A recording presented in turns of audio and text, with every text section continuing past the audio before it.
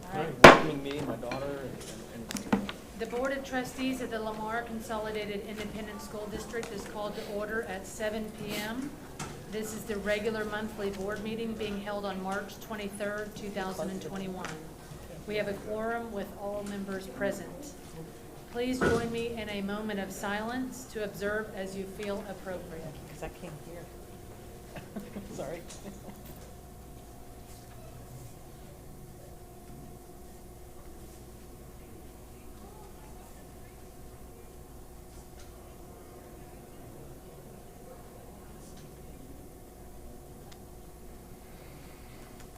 Okay, please stand and join me for the Pledge of Allegiance and the pledge. Allegiance to the flag of the United States of America and to the republic for which it stands, one nation, under God, indivisible, with liberty and justice for all. Honor the Texas flag, pledge allegiance to the Texas state, under God, one and indivisible. Dr. Randall, are there any recognitions? Yes, ma'am, Madam President. The first recognition is our Lamar CISD Police Department, so I'll call Chief Warren for it, along with his team.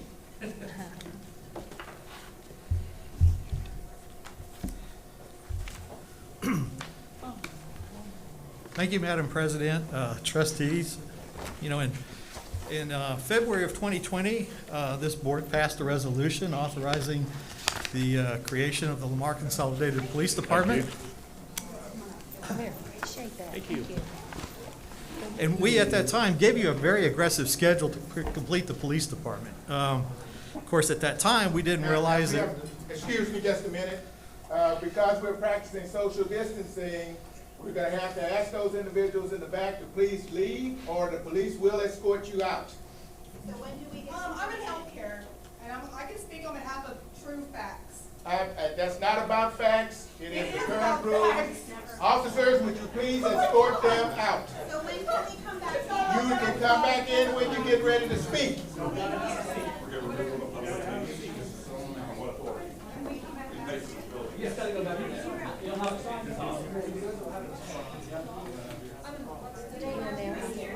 If they just signed in, she'll do that after this. Huh? She'll announce it. When it's time to speak, they'll be allowed to come in one at a time. You will remember this.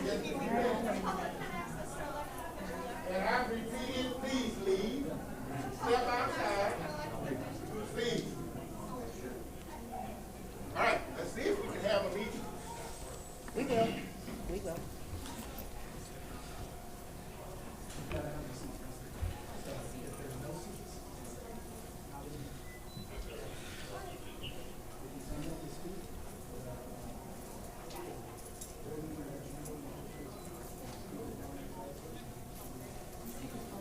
And Mr. Johnson, it probably would be good if someone just stand at the door, please, while the officers, and they'll take over after they're done. Thank you. Thank you. Thank you, Dr. We set a very aggressive schedule to complete this project, and unfortunately, we ran into a number of delays. We had a pandemic that came about that caused us a number of delays. We had travel restrictions from the state authorized agency that would come out and approve this organization. But through all that, by February of 2022, or February 22nd of this year, we were able to go fully operational in less than 1 year from the amount of time that y'all passed that resolution. So no matter what, we had no major problems that occurred throughout the transition. We had a very smooth transition from the contract onto where we're at today. As a matter of fact, the organization that licensed police departments, the Texas Commission on Law Enforcement, made the comment to me whenever they were doing their on-site inspection that this was the largest startup agency that they had seen in the state of Texas. Today, let me introduce some of the officers we have. We have Sergeant Jeff Johnson and Sergeant Sergeant Stephen Clark. On the gold track, we have Randy Weisheimer, James Edge, and Sean DeRoche. On the purple track, we have Christian Nichols and Mario Rios. Red track, Tony Aguilar, Daryl Segura, and Joseph Becerra. On the blue track, William Mailing, Jerry Price, and David Liao. And on the maroon track, Brandon Armstrong and Kelly Krusch. And then on ALC and special sites, we have Sherman Phillips. We also have several other employees, the civilian employees of the organization. One of those is our security coordinator, David Pollard, who cannot be here tonight. And of course, Claudia Armendariz, who is the police clerk. She assists the officers with the records and the management system of the organization. And Melissa Rincon, who is my administrative assistant. I will take this time to recognize Melissa for the great job that she's done. You know, Melissa came to us, she's been with the district for a number of years. She was an administrative assistant for a principal, helped open Carter Elementary, and those skills came in tremendous help to us to create this police department, made it a much smoother transition. We would not have been able to do it without her help.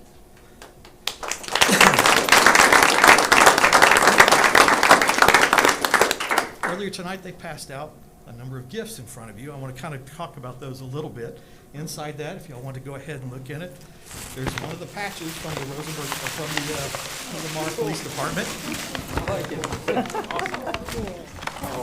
Are we official? The patch was actually designed by the officers themselves, along with all the other logos, the badge, and the wrapping that you'll see on the vehicles that are parked out front. Thank you. We also have a challenge coin. Those challenge coins are usually used by supervisors and the chief of police of an organization to recognize those employees that do a good job. It has an image of our badge and then also has the leadership model on the reverse of it. And then, of course, the last thing that we have in there for you, since this board approved the start of the police department, we have, as a token of appreciation, a replica of our badge that is included in there. It may be sealed up, but if you open that up, you will find one of the badges. And instead of course, the rank is will show as trustee. That is Thank super you cool. so Thank you. much. Very cool. Appreciate it. This is Appreciate it. Thank you.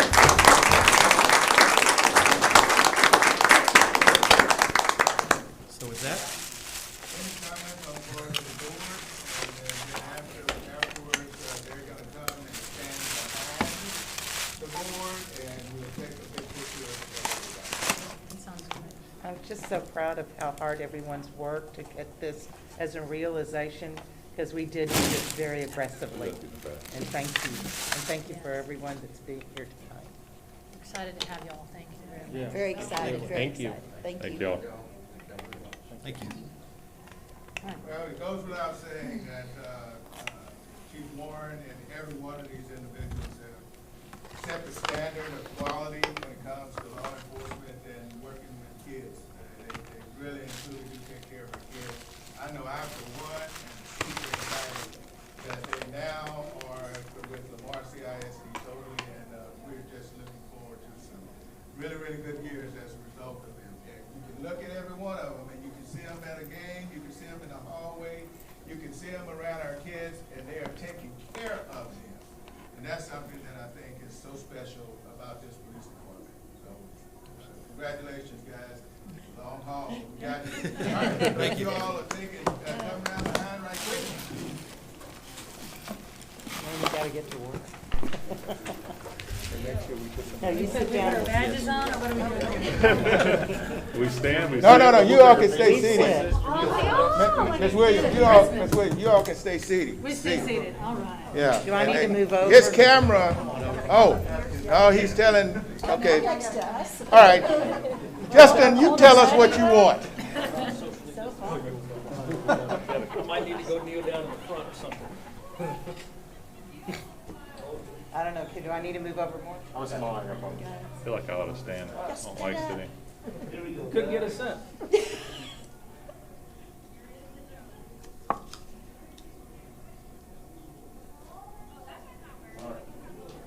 All right. All right. Thank you. Thank you, guys. Absolutely. Good to see you all. I did. Told you I'd get one. Thank y'all. Thank you. Man, it's a shame it had to be on a night like this. Oh, boy. Madam President, the next item that we have on the agenda is a resolution from State Representative Jatan, and Wendy Loco is here to represent Representative Jatan.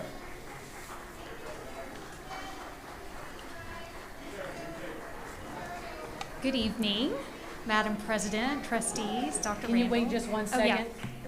There we go, thank you, thank you. Oh, I can hear you now. No, we the couldn't door hear was you. open, Yeah, sorry.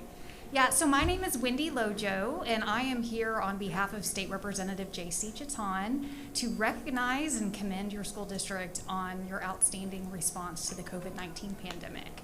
And Representative Jatan has a short video that he wanted to share with you, and then following which I will present a resolution. Thank you. Thank you.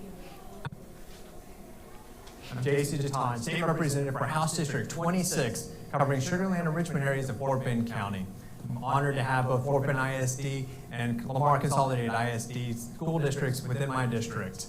As a father of 2 children attending public schools, it's important to me that we make sure that we're getting our children prepared for the future. And after the pandemic that started last year, it's more important than ever to make sure that we're doing everything possible to make sure that our kids are getting the education they need. And so because of that, Lamar Consolidated, I believe, stepped up to the plate and did a lot of good things over the last year. And so I just wanted to recognize them with a resolution that we put together, and I'll go ahead and read that off for you. Since the COVID-19 outbreak began, the faculty and staff of Lamar Consolidated Independent School District have ably responded to the challenges presented by this global health crisis. COVID-19 has put a tremendous strain on teachers, students, administrators, and staff. Even during this unprecedented circumstances, Lamar CISD has kept all of its campuses open, ensuring students have the best opportunity to succeed while balancing the safety of all involved. Lamar Consolidated ISD serves a diverse group of students from a wide range of racial, religious, and socioeconomic backgrounds. Students and their families benefit from the inspired leadership of Superintendent Dr. Thomas Randall. Also from trustees Joy Williams, Mandy Bronzell, Joe Hubenak, Kay Danziger, Alex Hunt, Catherine Kaminsky, and John Welch, and the many teachers and staff members of the district. Demonstrating exceptional perseverance during this time of crisis, the teachers, administrators, and staff of Lamar CISD are indeed deserving of recognition for their dedicated efforts. Now, therefore, be it that the faculty and staff of Lamar Consolidated Independent School District be commended for their outstanding service during COVID-19 pandemic, and that they be extended sincere best wishes for the future. Thank you for all that you do for our children and ensuring that they are prepared for the future ahead of them. Thank you. It was very good. Thank you. We're gonna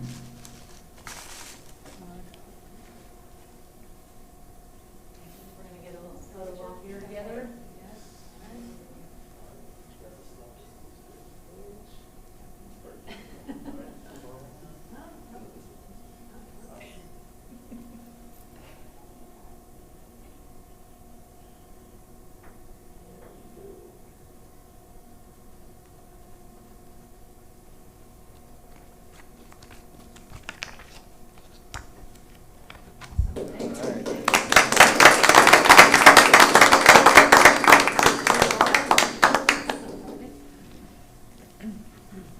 And we want to thank Representative Jatan for that recognition. It really and truly speaks to the hard work of our staff.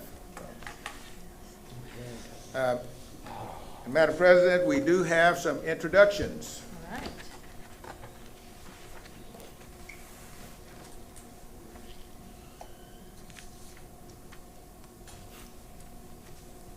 Good evening, ladies and gentlemen of the board. Tonight, I'd like to introduce to you Coach Nick Caduty. He is the new campus athletic coordinator and head football coach at Fulshire High School. Coach Caduty is a December 2006 graduate of William Jewell College with a bachelor's degree in exercise and sports science. He received his master's in 2013 in education administration from William Woods College. He has 10 years of experience in education, including 6 years as a campus coordinator / head football coach, and is currently hard at work at Fulshear High School. Congratulations, Coach.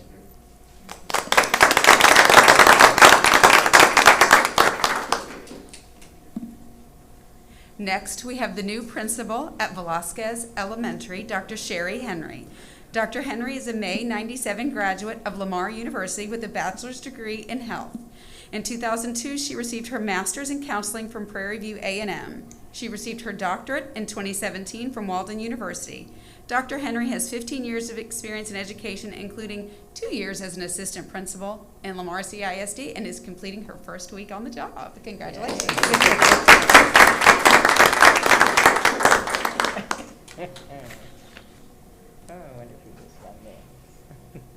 Next, I'd like to introduce you to the campus coordinator, head football coach at Randall High School, Coach Brian Randall. Brian is a May 2003 graduate of Texas A&M University Kingsville with a bachelor's degree in kinesiology. He received his master's degree in 2009 in educational leadership, also from Texas A&M University Kingsville. Coach Randall has 18 years of experience in education, including 14 years as a campus coordinator or head football coach. Also started the job. Congratulations, Coach.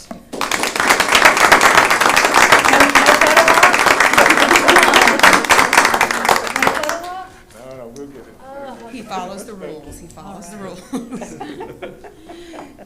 And lastly, I'd like to introduce to you the new principal at Lamar Junior High, Greg Tilkey. Greg is an August 2004 graduate of Sul Ross State University with a bachelor's degree in kinesiology. In 2013, he received his master's degree in education administration from Lamar University. Mr. Tilkey has 14 years of experience in education, including 6 years in Lamar CISD, serving as both assistant principal and associate principal. Mr. Tilkey is also completing his first week in his new role. Congratulations.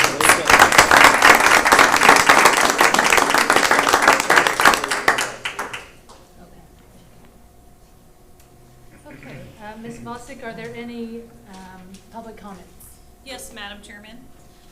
If you wish to address the board, you must fill out a card and submit it before the presiding officer calls the meeting to order. While speakers generally have 5 minutes to address the board, the presiding officer may establish an overall time limit for public comment and adjust the time allotted to each speaker when necessary to accommodate a large number of speakers. However, no speaker shall be given less than 1 minute. While the board values hearing from members of the public, trustees may not respond to comments as they are prohibited by law from discussing or deciding any subject that is not on the board's publicly noticed agenda. Speakers having complaints against individual district employees or trustees may only address the board after filing a complaint form and in the manner provided for in application board policy DGBA for employee complaints, F&G for student and parent complaints, and GF for public complaints.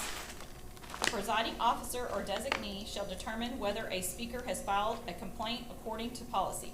Any speakers who complain of individual district employees or trustees during public comment will be directed by the presiding officer to stop addressing the board and will refer the speaker to the appropriate complaint policy. As you come forward, please state your name and your address. Our first speaker is Christina Loggins.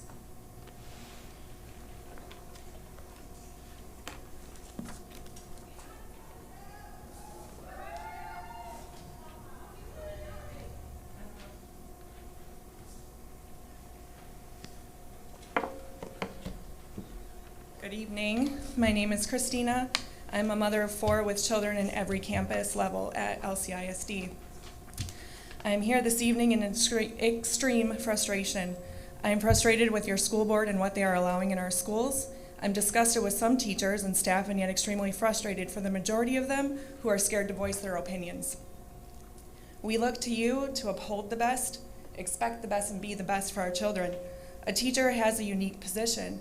They have the direct impact on our child's lives. The impression they instill in our children will last a lifetime.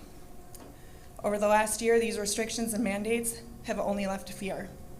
Fear of human contact, fear of each other, fear of the human face. Instead of seeing a smile greet them every day, they see blank, emotionless, masked face. A teacher should be a role model, someone who inspires and encourages our youth. They should want to motivate and help each student reach their full potential. Instead, your restrictions and mandates are causing constant anxiety and fear. Our children's mental and emotional health is suffering, and you're doing absolutely nothing about it. There are staff in your schools that treat the hallways and classrooms as a prison. Some staff have promoted, if not encouraged, divide and segregation by injecting their own political beliefs into classroom conversations and lesson plans. Teaching that a difference of opinion and the right to freedom is wrong, selfish, and harmful. I have multiple teachers reach out to me to get their voices heard. They are under constant stress and scrutiny. They experience daily anxiety and stress, spending their day making sure masks are up over our nose and mouth. Are they sanitizing enough, keeping kids at proper distance? Will they get fired if they give a child a hug that they so desperately need? And they are not scared of catching the disease. They are more scared that certain parents and coworkers will publicly shame them and bully them. LCISD claims to want to be the best for every staff member and student, and yet refuses to take into consideration everybody's viewpoints. We adhere to Governor Abbott's mask mandate, and we are asking that you adhere to his lifting of the mandate, and we are asking you to do what is best for everyone. I think we can all agree that teachers and students should not have to worry about shaming and bullying when they are at school, and a school should be a safe place. Pediatricians, doctors, psychiatrists have all repeatedly cautioned about the damages of masks and the lasting effects that they will have on their lives. Anxiety, depression, suicidal thoughts and attempts in our youth has skyrocketed since 2019. Law enforcement has warned us about the signs of abuse being missed by teachers due to the masks. Doctors continue to speak out about the importance of fresh air and oxygen, eating properly, exercise, and vitamin D. This should be our focus for our families and teachers rather than fear and constant restrictions. We are asking that you listen to each and every voice. Stop forcing the mask mandate. Stop adding to the divide among your students and staff. Stop taking our children's freedoms away and the freedom that we have as parents over our own families. Allow them to salvage what's left of their school year and heal from the mental, emotional, and in some cases, physical abuse you've promoted. We are done being quiet, and we are done subjecting our children to it. Thank you.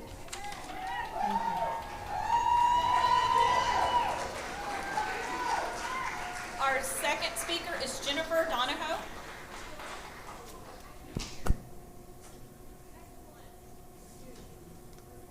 Jennifer.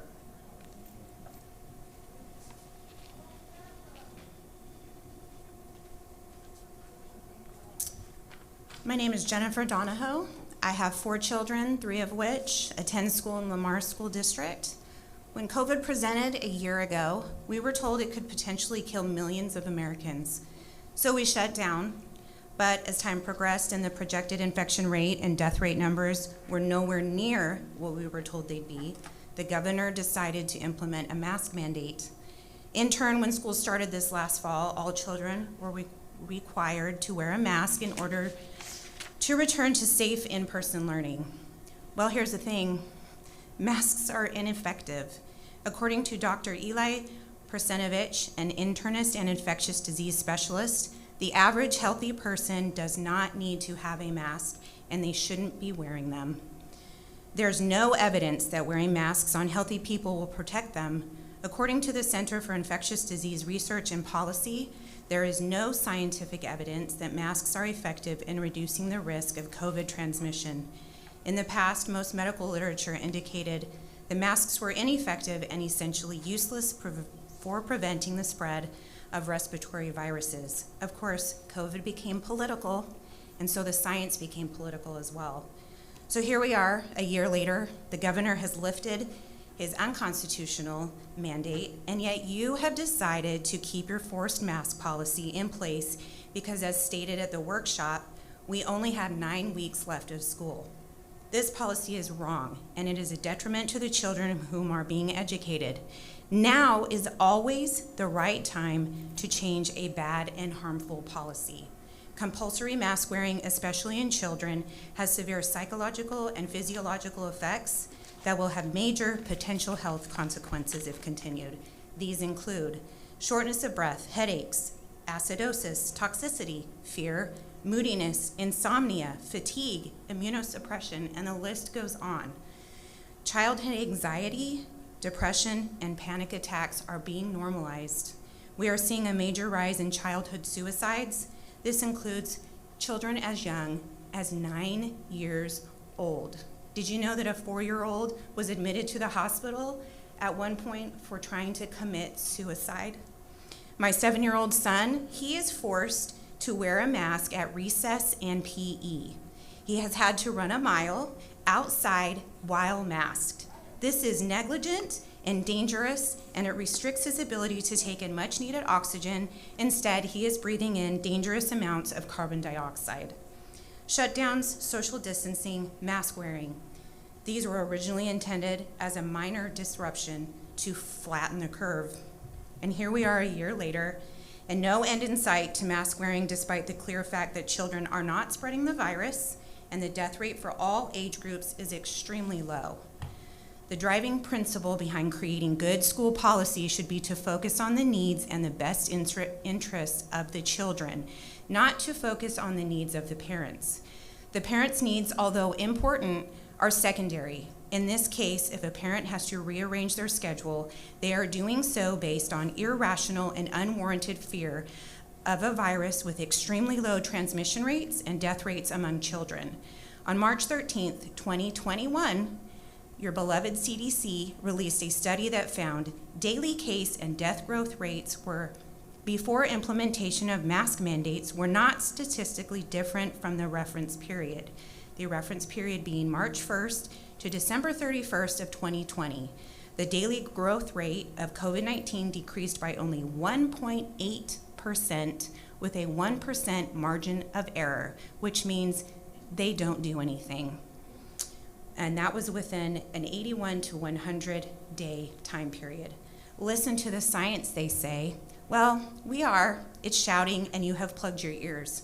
Children are being sacrificed to appease an irrational, fearful society that refuses to see the truth.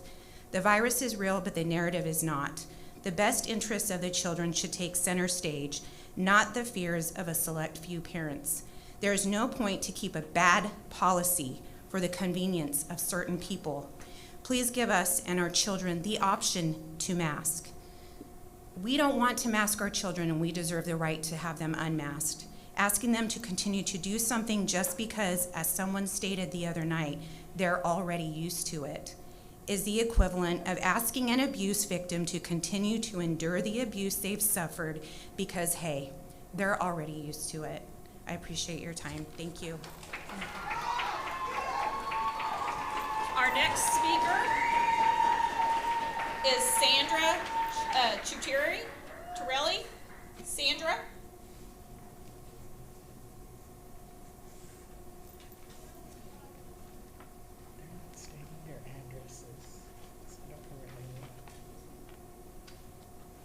Is Sandra, it looks like Cuchirelli.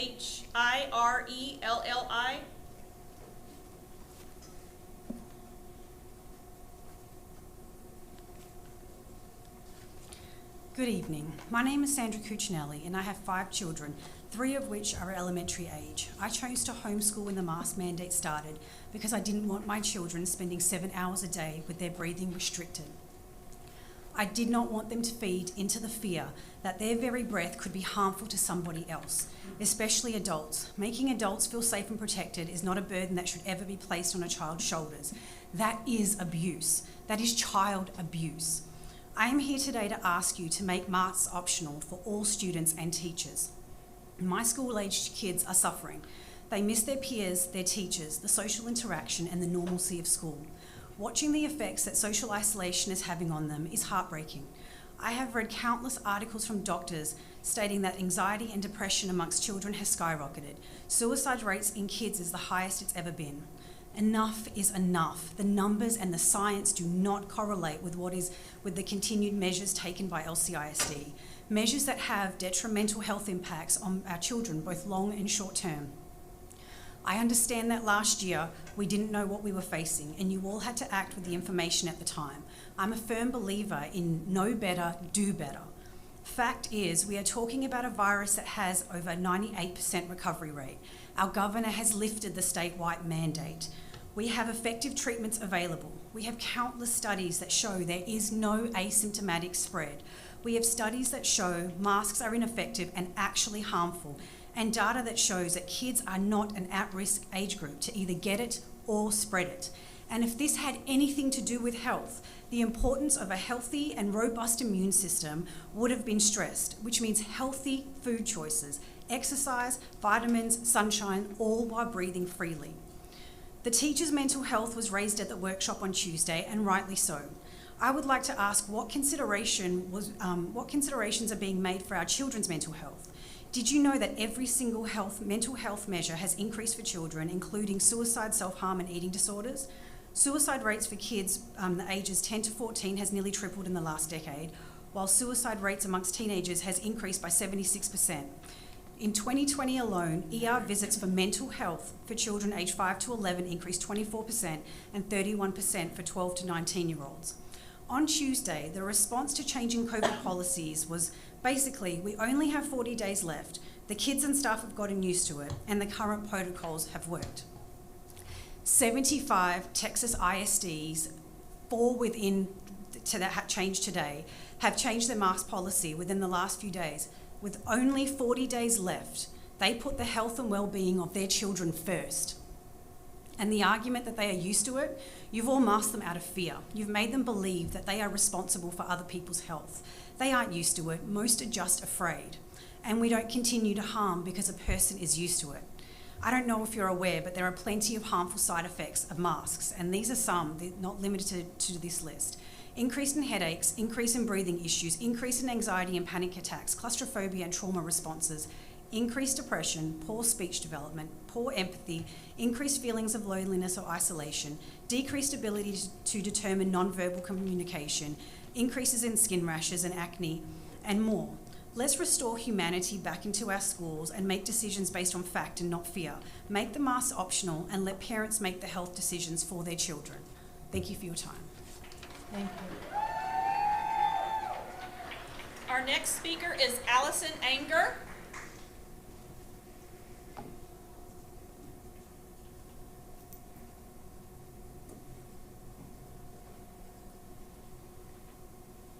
Is Allison here?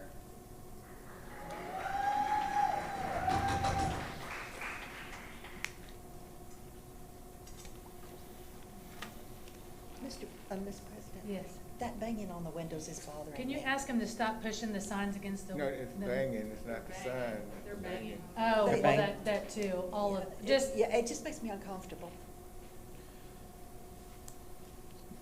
sorry, just 1 second.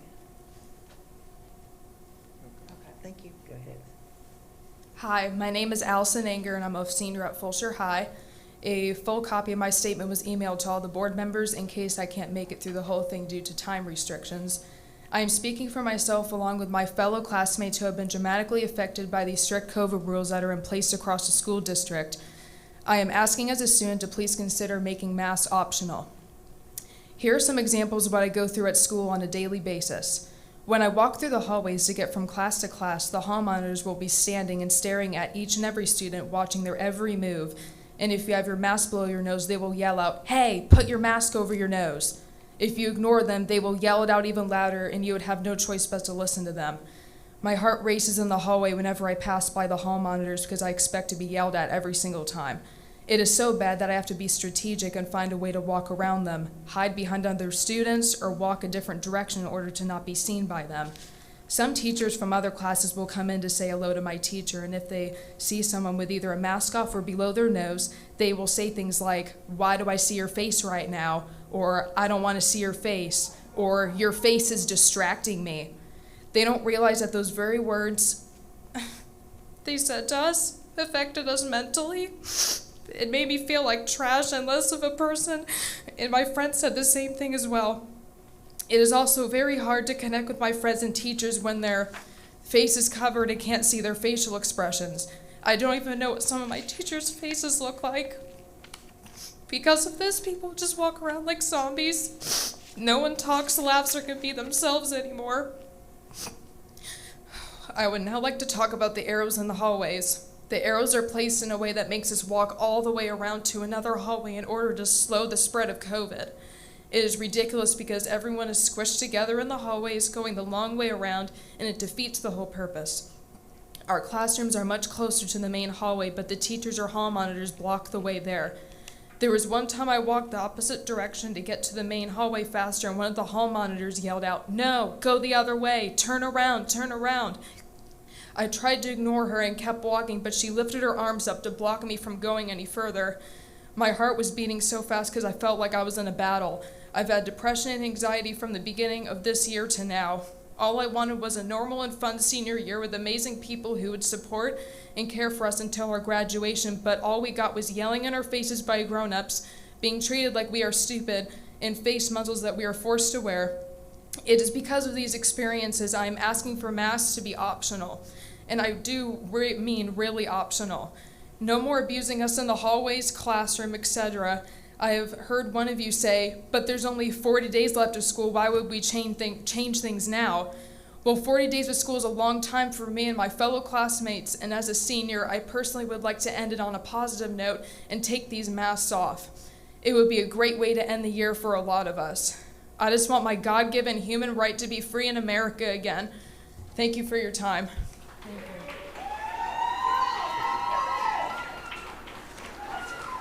Our next speaker is Rudy Anger.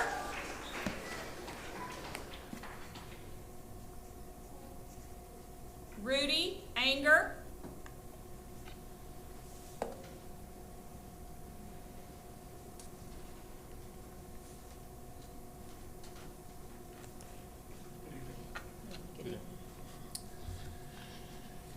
Good evening, board members. My name is Rudy Anger, and I just have a few brief things to say. Please consider this constructive criticism and not a personal attack on anybody. I've heard it said the other day that everyone is used to wearing masks by now. It struck me as a startlingly flippant statement as a means to justify keeping masks mandatory. After what you just heard, do you hear what the kids are saying? Do you care? And to the board members who put, well, I'm going to skip that part. I've also seen it said over and over again that teens rarely ever get sick from COVID and are not good carriers or spreaders. That's proven. And B, if they did get it, they have close to a 100% chance of survival. Yet this common sense fact keeps getting brushed off in favor of following the CDC. Do you mean the CDC that last year said that masks don't work on their own website, but continue to change whenever the political winds blow? Why are we not listening to the world's leading virologist, an epidemiologist from Oxford, Stanford, Yale universities, and other world-renowned organizations who all say masks and lockdowns historically have never been effective? With all the earned degrees sitting in this room, I cannot believe any of you gave up your critical thinking skills upon graduation. Each of you should be asking, critical thinking skills here, why is there not one reputable study that showed both cloth masks do anything against a virus that spreads via aerosol, not large droplets? Because that's how COVID spreads. Second point, as of a few minutes ago, we are up to 75 school districts in Texas that have made mask optional. I ask, what makes Lamar so special or different from any of them? I get some parents are scared. I get it. I really do. But we didn't put you in office to legislate through fear. Fear often makes people do irrational things. But you all are supposed to, you're charged with, being able to put aside that fear and see local issues from a factual standpoint. This is what fundamentally makes a representative republic vastly superior to democracy. Democracy is basically letting fear or the mob rule. Our founders railed against such governance for that very reason. Last point. I've heard it said that why change things up with only, 8-9 weeks left? I've got one answer. Kids, like my daughter and other kids that would love to have come up here and speak to you all. Lost in all this time is a little bit of perspective in what has been stolen from them. The senior years lost, the dates and those first kisses that were lost that never were, partying that should have been, senior skip days to the beach that never were, learning material in person instead of inferior online classes where we all know what the general GPA is of those students. They're struggling for a reason.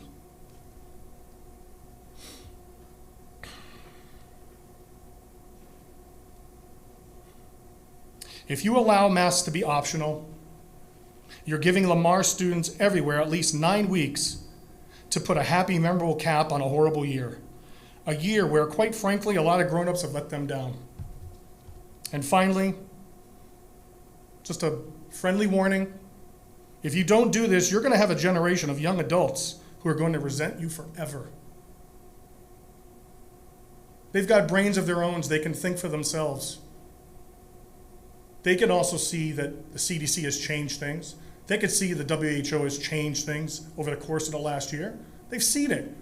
Even OSHA standards have shown that masks are not effective in aerosol type of viruses or protecting against that. You have to have very specialized masks or sometimes even hazmat suits. Why do you think in those labs they wear those things? They're not wearing cloth masks. And I'll leave you with this. Each one of your votes tonight are going to be scrutinized and will be remembered.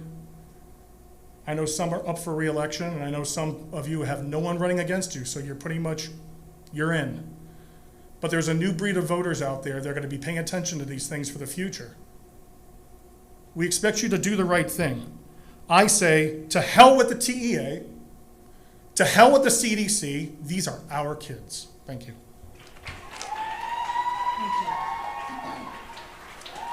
Ali Valdez.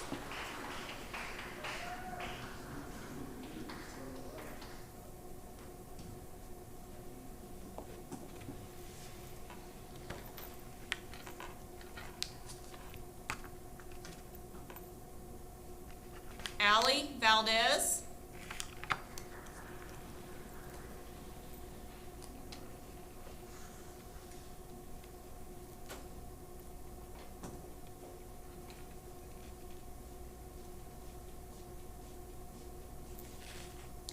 Good evening.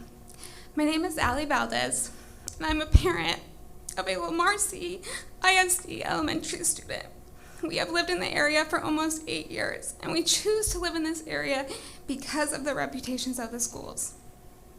I'm not here tonight to give you facts or data, just my personal experience with sending my daughter to kindergarten in a mask.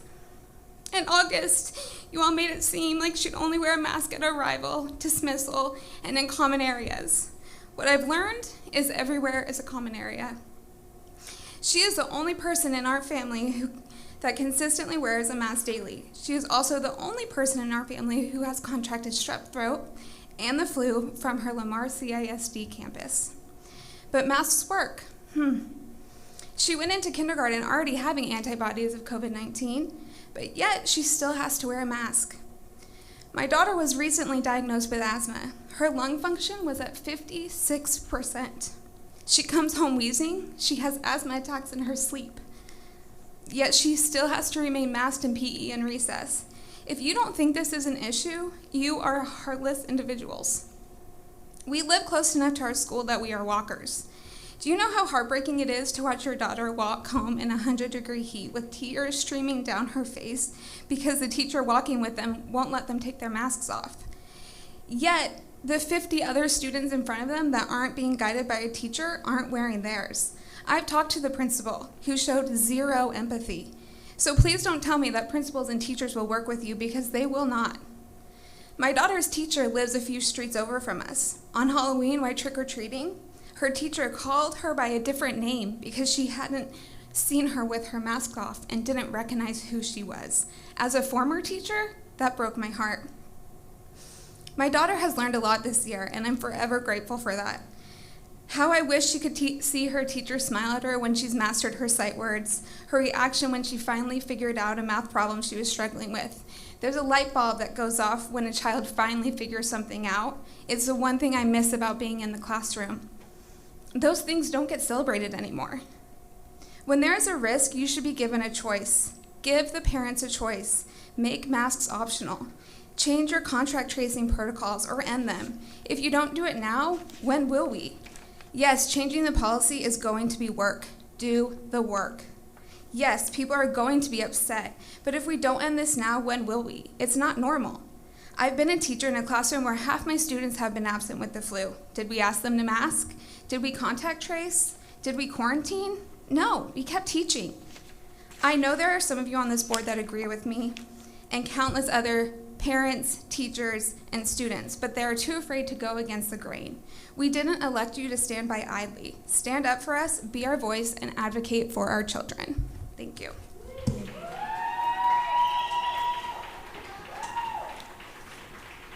Our next speaker is David Underwood. David Underwood.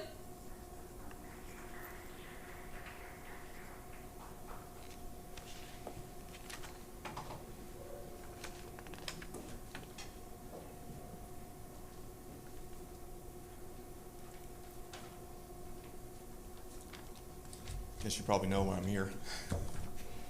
Dr. Randall, members of the board. My name is David Underwood, and I'm the father of 2 kids in LCISD. Let me first start off by saying that I understand that you've had a very difficult job over the last year trying to navigate these unprecedented times. I'm here tonight because we as a community need to understand what the goal is for removing the mask requirement in our school. We're not sure what the goal is, and we're not even sure if the goalpost even exists anymore. From the very early stages of the pandemic, it was clear that COVID-19 virus did not pose a direct threat to our younger population. We have continually been told to follow the science and the facts, but there are too many opinions, whether they are political or personal, that are doing the complete opposite. When school started back up in person this fall, both of my kids were excited to go back to get the social interaction that they needed. After a few short weeks, they both expressed their disappointment with the environment. The lack of interaction, the elementary style rules, the inability to breathe with the environment, within the environment, inability to breathe, and the focus while wearing a mask. Had them describing school felt like a prison. My high school age daughter was in class and a teacher telling them to pull their mask up because they could catch COVID and die. This, along with about a dozen other similar instances, led us to pulling both of our kids out of in-person, and they've been virtual for the majority of the year now. We will not send them back until this is lifted. Another note, we moved from Katy about 2 years ago to move to LCISD because of all the great things that we'd heard. We did not want to be in a school where we were not heard. We did not want to be in a school with 4,000 kids. We moved here for that alone reason. I know that you're tasked with protecting the kids and the teachers, but wearing masks all day, it's not natural, it's not healthy, and it's not normal. It is a fact that COVID dramatically affects our older and unhealthy population the most, and not our kids. For healthy children between the ages of 0 and 19, the chances of death are 0.00005. It's basically non-existent. We need to start sending the message of positivity instead of fear. School is where kids go to learn, develop, evolve, and thrive. It is not supposed to be a divisive place where they are scared, confused, concerned, and constantly told to keep a mask on. School is a place where we have to start fixing this. Instead of promoting masks, we need to promote health and fitness. My son was at track practice this week, outside, exercising, competing, socializing with his friends, doing what I would expect a 14-year-old boy to do. But he was told repeatedly to pull his mask up.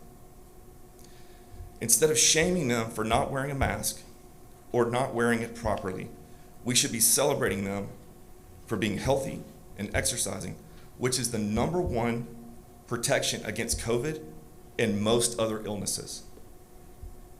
For teens, overdoses are up 119%. Anxiety is up 94%. Depression is up 84%. And self-harm is up over 300%. I'm not asking for no mask, or am I asking for a mask? I'm asking for us to have a choice. We need to return to everyone having a personal choice and personal responsibility. We're at a point that all teachers and anyone who falls in a risk category has the access to a vaccine if they choose.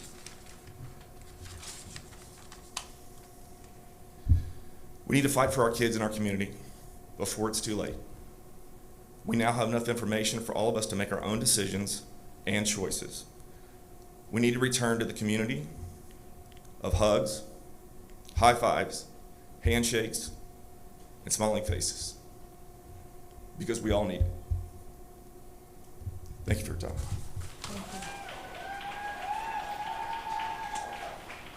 L.J. Edenmeyer.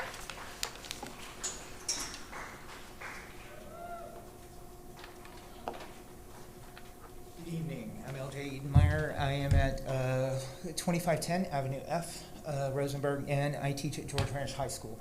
I did not prepare remarks tonight, and those who know me know that probably was not a good idea, but what I wanted to address here tonight, unaware of all the commentary, and knowing I may not be very popular right now, but one of the things I wanted to talk about specifically was the masks, and I wanted to address some of the things that I heard this evening in a very general way. And I want to say to all the parents who are listening, all the parents who are outside, as an educator, we feel for your kids. And those of us who are there every single day are doing everything we can to keep our eyes on these kids. We know what they're going through. We see it. We experience it. We are not blind to it in any way. And the teachers are focused on making sure that they are okay and they are safe. We check in with our kids daily. And yes, what parents are talking about is happening, and we see it, and we know it, and we're aware, and we go out of our ways to check in, to meet with counselors, to get the kids to counselors. Trust me when I tell you, I have had way too many conversations this year that I didn't want to have with kids because of what they may be going through. But the other side of the issue that I am aware of is this. In terms of the transmission, and I know that there are different opinions about what's transmitted, but I do know that we have cases on campus all the time, and they are breaking out on campus all the time. Where are they coming from? They are coming from everyone, and whether or not someone can die of it doesn't mean that they can't transmit it. Myself personally, I've been vaccinated. Thank you, LCISD. I have been completely vaccinated. But I will continue to wear a mask, and it is not a political statement. And I am not trying to make a statement one way or another, whether I wear one or don't wear one. I wear one because I don't know for sure yet that even as someone who is vaccinated, one, it's not 100%, and two, I don't know the statistics yet on whether or not I could actually carry it and pass it to someone else. So I'm going to wear the mask. It's also a good example. Do we like it? No. I teach theater arts. I am the only campus in this district that does not allow audiences of any size. We've suffered this year, and I understand it, and I hate it. And the kids are suffering because of it, but they understand it. And they understand why it's happening. And all we're trying to do is keep everyone safe and protected. And I know it's been a long haul, and I know it's been hard for you guys, for me. You guys know I don't agree with everything you say and everything you do, and you don't agree with me, and that's fine. It's the way it's going to be. But I think that you guys have done what you could. You've done what's been possible for you, and you have tried to make concessions where it is possible. But here is what I do know. It's not about it just being another 40 days. What it's about is this. Right now, we are at a vaccinated level of 16% in Fort Bend County. And in Fort Bend County, or throughout immunization, and having immunity in a society is reached between 70 and 90%. What does the end look like? The end looks like getting somewhere closer to those numbers. And right now we're at 15%. Is it going to change tomorrow? No, it's not. But the idea of it only being 40 more days, I know that sounds like a lot. But what I'm saying is what I hear from that is it's 40 days until school is out, and then we have summer. And throughout that period of time, with vaccines continuing, we can reach that percentage that's being talked about and being the goal for where we need to be for everybody to be safe. The last thing I want to share with you is this, and this is research that I've done over the last day, and that's it. The number one cause of death in this country and in Fort Bend County is heart disease. Last year in Fort Bend County, we had 1,100 people die of heart disease. The second highest leading cause of death is cancer. And last year in Fort Bend County, we had 783 people die of cancer. As of yesterday, in 1 year, COVID is the third leading cause of death in Fort Bend County, with 623 deaths. It's not going away. It doesn't kill everyone. But remember when I met you in August and I told you that my husband had been diagnosed with COVID. He's still not fully recovered. He's not the only one. He's rare. I understand. Thank you for your comment. That is all, Madam Chairman. Okay. I'd like to get a bottle of water. Mine? No, that's not a problem. What you might want to do is to take a 2-minute break or a 3-minute break or something like that. Okay, can we take a couple-minute break? Yes. Okay, All right. thank you. Need to approve the minutes for the February 18th, 2021 regular board meeting, February 22nd, 2021 special meeting, and February 23rd, 2021 special meeting. May I have a motion to approve the minutes? I'll approve. Ms. Make a motion. Kaminsky approves. Do I have a second? I'll second. Ms. Danziger makes the second. Any discussion? Okay, hearing none, I call for the vote. All in favor, raise your hand and say aye. Aye. Okay, none opposed, motion carries. Are there any board member reports? I've got one. Mr. Welch. Since we last met, I was fortunate enough to be able to go down to see our PowerPoint facility. And I just wanted to thank Tiffany Mathis, our Executive Director of Special Education, and Ronald Hawkins, who's the Behavioral Health Coordinator who oversees that daily operation down there. And they do a great job. That same day, I took off a half day at work, and I also went to PSTC, and we're approving an agreement with them tonight. And I met with the provost over there, Randy Wooten and John Kennedy, and they were gracious enough to give me a tour, and they were very kind. So they spoke highly of Lamar. I wanted to go over there and see the different programs that Lamar students can go and get credit in. So I thank them both. Thank you. Anyone else? You want me to go? You can go first. Okay. All right, I have several. And today we did have a facilities meeting, and believe it or not, we are going to start finishing out the 2014 bond. Ag Barn number 3, land has been purchased off Powerline Road. The final project of the 2014 bond, and BLK Architects will begin design process.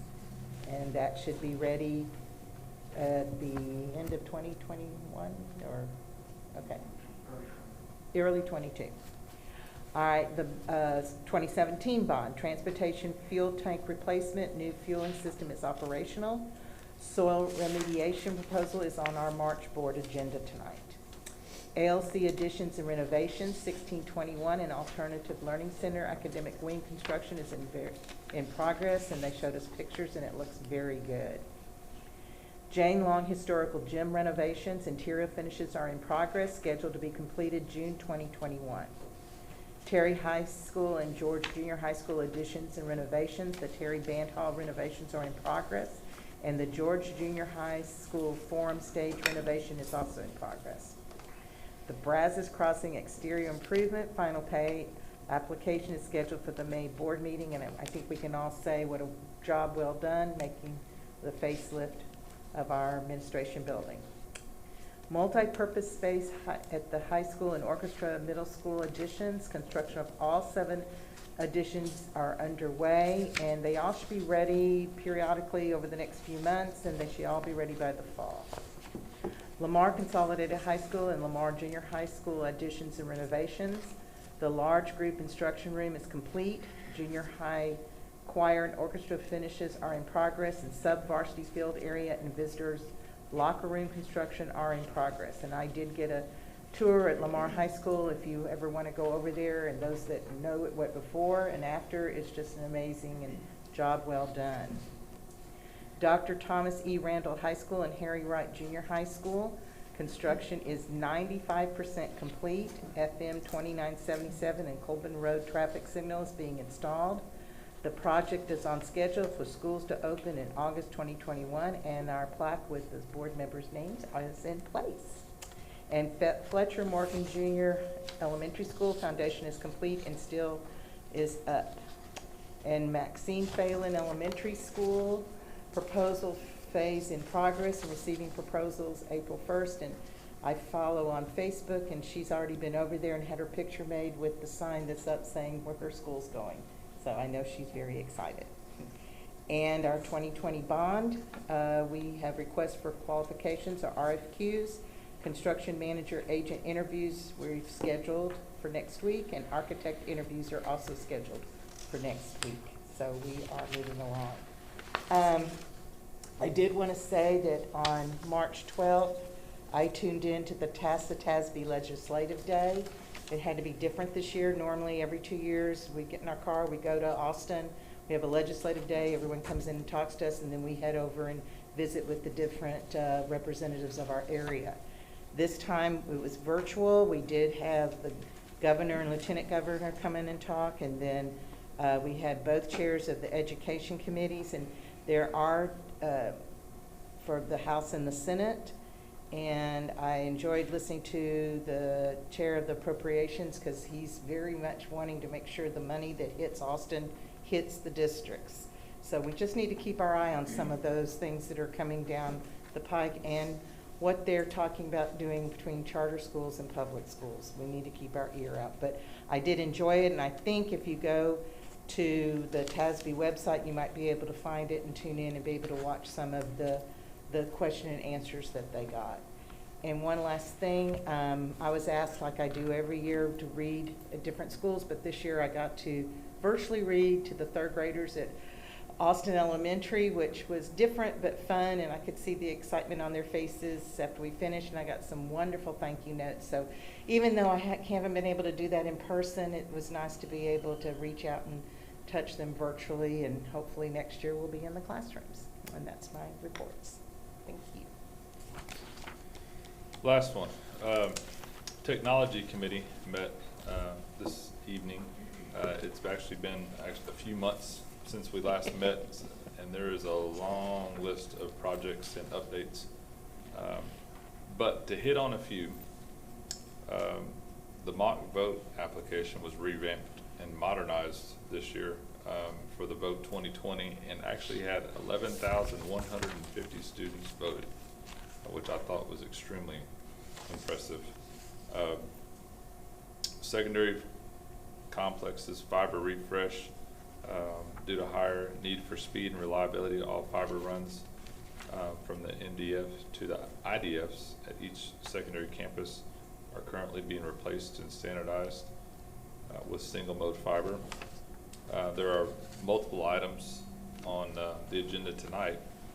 Internet service providers, secondary campuses, USB battery backup refresh, secondary complexes, switch refresh, dark fiber lease and maintenance, are all items that are on the agenda tonight. Secondary complexes wireless refresh due to the increase of wireless devices and the future mandate of online testing. The wireless networks at the secondary schools need to be upgraded. And computer refresh, LCISD is replacing 6,740 laptops and desktop computers that have reached the end of their life, 5 to 7 years old, and no longer meet district requirements for performance and reliability. 2 of them for standard student laptops, 219 CTE students laptops, 11 CTE teachers laptops, 2,300 staff laptops, and 4,030 desktops. Thank you. Dr. Randall, is there a superintendent report?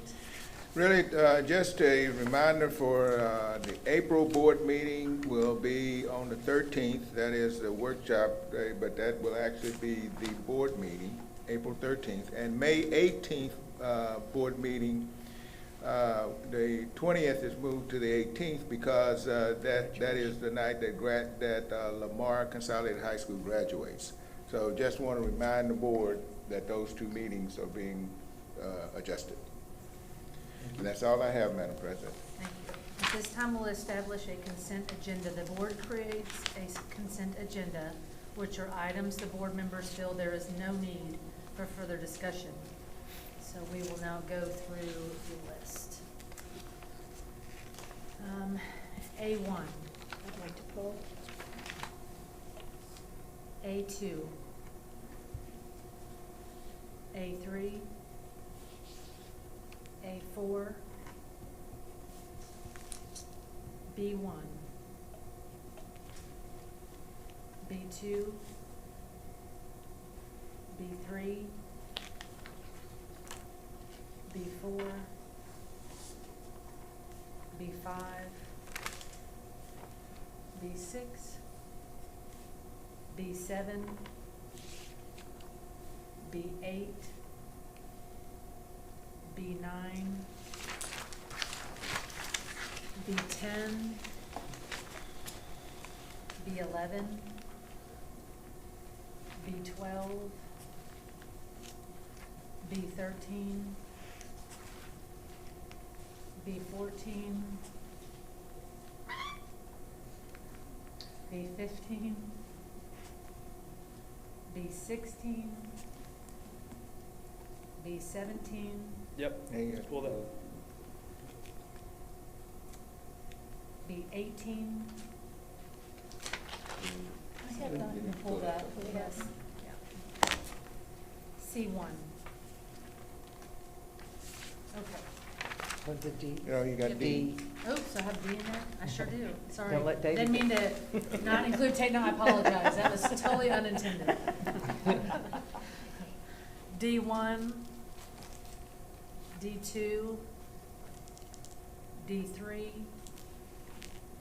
D4, and D5. Okay, so the consent agenda will be A2, A3, A4, B1, B2, B3, B4, B5, B6, B7, B8, B9, B10, B11, B12, B13, B14, B15, B16, C1, D1, D2, D3, D4, and D5. May I have a motion to approve the consent agenda? Move to approve. Mr. Hunt approves. I will Mr. second Welch that. seconds. All in favor, please raise your hand, say aye. Aye. Aye. None opposed, motion carries. Okay, we will begin reading the resolutions on page 112. And the right side of the room over here. So you'll start on 112. Okay. Whereas administrative professionals are valuable members of educational teams in schools and their administrative operations, and whereas educational administrative professionals contribute in many ways beyond their most recognizable function as an administrative assistant, and whereas their assistance is particularly important in the daily activities and operations of a school district. And whereas administrative professionals serve our educational community by providing support for students and staff.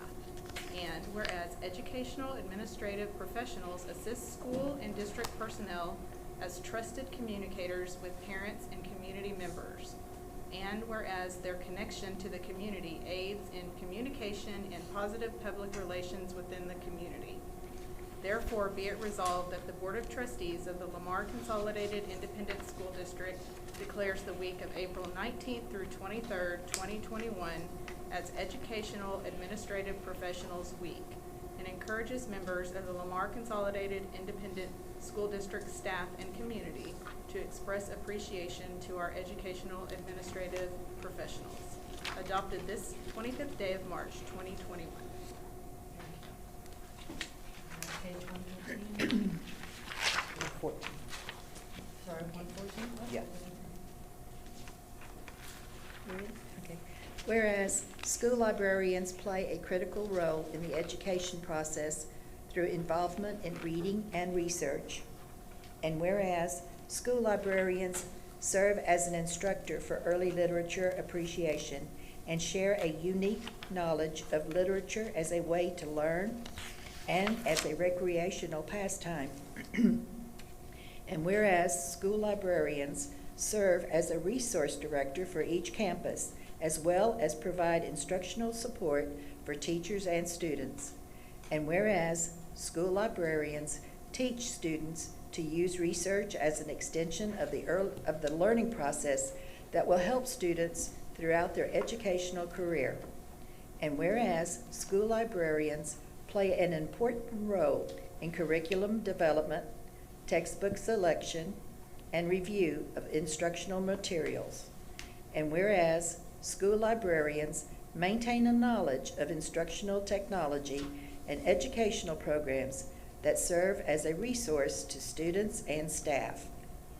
Therefore, be it resolved that the Board of Trustees of the Lamar Consolidated Independent School District declares the week of April 5th through the 9th, 2021, as School Librarians Week, and encourages all members of the Lamar Consolidated Independent School District staff and community to express appreciation to our school librarians. Adopted this 25th day of March, 2021.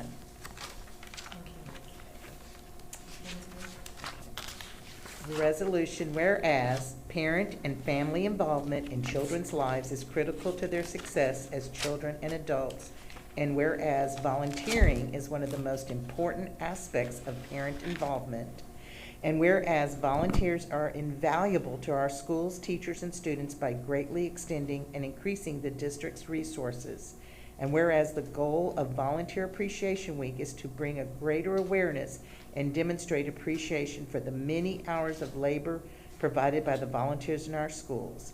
Therefore, be it resolved that the Board of Trustees of the Lamar Consolidated Independent Schools District declares the week of April 19th to the 23rd, 2021 to be Public School Volunteer Appreciation Week in the Lamar Consolidated Independent School District, adopted this 25th day of March, 2021. Thank you. Okay, we will begin with our action items that are not on the consent agenda, starting with A1. Can I do Matt, a, okay, sorry. go ahead. You're good. I was going to just repeat it, but that's, you're good. You're good. A motion. Yes, Yeah. okay. Do I have a motion to approve? I'll make the motion to Ms. approve. Danziger, Wait, second? wait, I'm a little confused. What are we Sorry. doing? What are we doing right now? Did I do it wrong? Instructional material, A1. A1. A1. Gotcha. Yeah. Okay. I'll second it. Thank you. Okay. Is there any discussion? Do you have something? I have nothing. I'm waiting to, I'm very excited about what you might have to say here. Okay, first of all, I want to thank you for all the information that, the response really didn't surprise me. I was expecting it to be very basic, you know, for all the vendors. Right. And, but I was surprised by the close vote in that it was just, Scholastic was 7 out of the 18, and then Benchmark was 6 out of the 18, and Frog Street was 4. It said here that you voted a second time. Did y'all discuss this before you made this second vote? No, ma'am. So what we have them do, the committee do, is bring their top 3 choices from their campus in order. So we do our first vote based on just their first choice per campus. And because the vote was so close, rather than just go with Scholastic as it was, we asked them to look at the second and third choice. So if they had a second choice, that they voted for Frog Street or Savas. If they had a second choice that was Scholastic or Benchmark, we asked them to move to that second choice as we narrowed down to those top 2 vendors. Okay. I guess I was just looking for more of their conversation as to how did they, in that it was so close that they didn't have a chance to rediscuss it. just go back to another vote? Well, we opened the floor for conversation. There wasn't any concern with those top two vendors. Nobody had any issues with the vote when it came out to Scholastic, so we opened it for discussion. There just wasn't any concern or feedback. Okay. I think part of it, honestly, Ms. Kaminsky, is that all of the vendors were good. Right. So it's narrow little things, like you mentioned, that are a difference between one or the other. So there was a lot of close conversation between 1 and 2. And so as they came to the vote and came to the table, they were okay with either vendor when it came to those top two choices. I think I just wanted the general public to understand, and maybe some way we can get the parents involved a little bit more, or the community when this comes up, probably in another, what's the next? We generally do an adoption every year. Next year it'll be health. That's what's on the TEA agenda. Mm-hmm. Okay, that was only my concern, but Yes, ma'am. I know it takes a lot. It's a That's lot of okay. time and everything, but I just wanted to thank you for doing that. Absolutely. I do have a statement. Is this the time I could do it? That would concern, Yes. are we allowed to? I wanna hear your Concerning this statement. item? Right, yeah, just in general, yeah.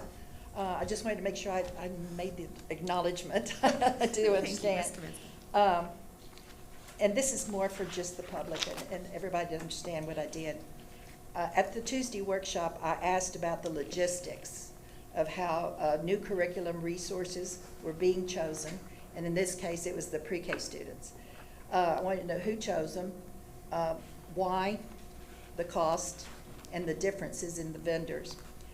To me, parents do not always understand their rights on getting involved in what their children are being taught. So my request to see the comments from the teachers was about why they liked a certain resource, and it was more for the parents to hear it, because I understand now that we're on video, they're not able to come maybe to the committees, and I'd like to see them get more interested in doing that. I've been in early childhood for 40 years, and educating every parent about what their children are learning is always a challenge, but it is one of our priorities.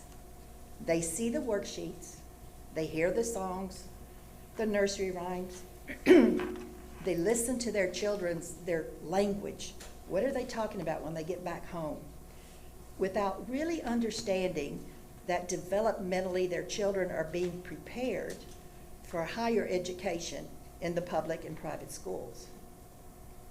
There is a lot of trust that's placed in our school system, but my concern is that we really don't know what is being taught or why it is being taught, and it's starting to start at the pre-K level. We are in a new age of teaching and learning, and I think the emphasis is going to have to be more that the board is more knowledgeable about what is actually being taught. I've had parents, tell me the surveys at the junior high level, at the high school level, and you kind of go, what? And we need those parents to let us know what's going on, and there's no other way.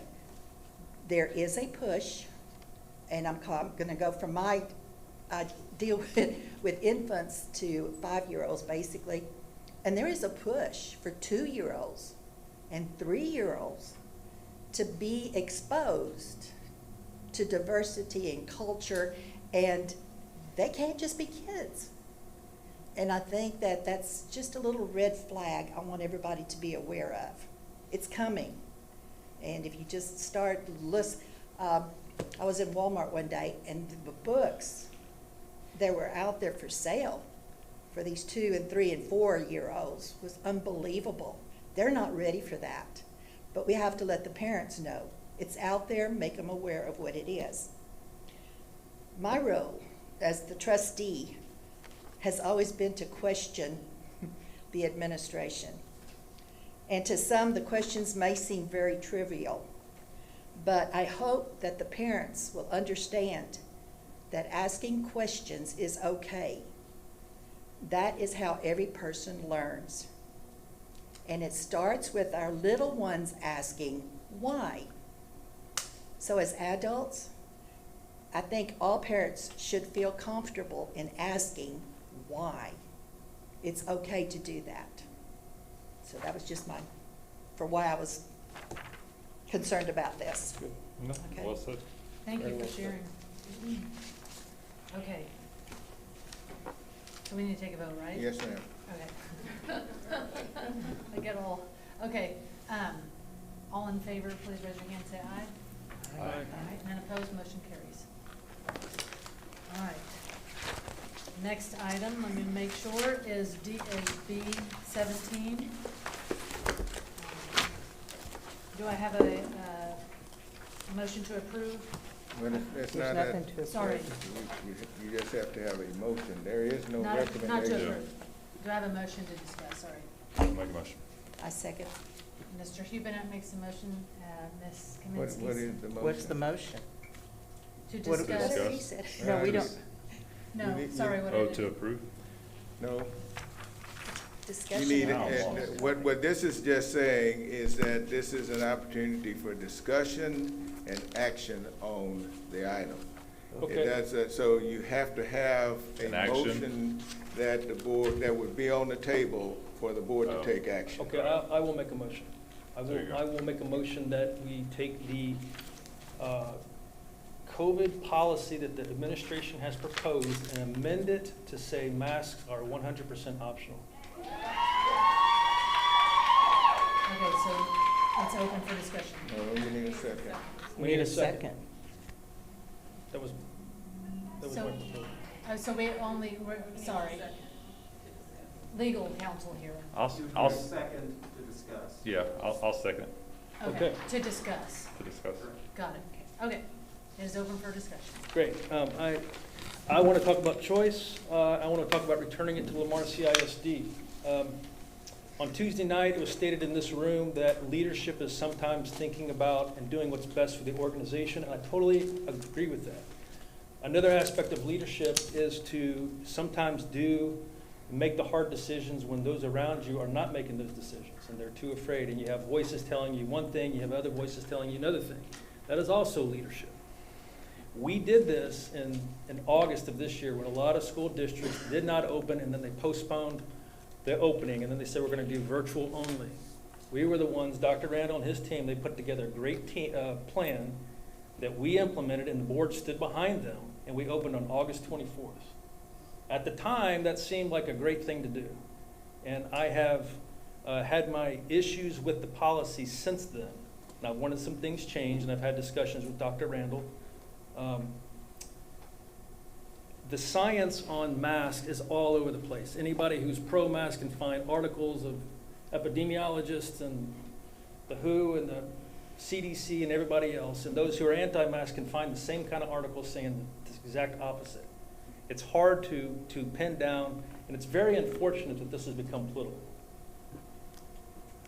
The burden, though, however, that Fauci and the CDC, the burden that they're placing upon me and everybody else is in order to keep you safe, I have to shoulder the responsibility to breathe freely or to not to be able to breathe freely by putting a mask on. The burden is on me to keep you safe. And I like to use the 3 holes in my head that the Lord gave me to breathe freely. And so we have gotten to a point where we've been a year now into 15 days to flatten the curve. They, being the policymakers in the country and in the state and the local, and I'm talking about the Fort Bend Health Department as well, they keep moving the goal line. So the President Biden said recently, you might be able to have, if everything goes well, you might be able to have 4th of July gatherings, small 4th of July gatherings. I think that's ridiculous, first of all.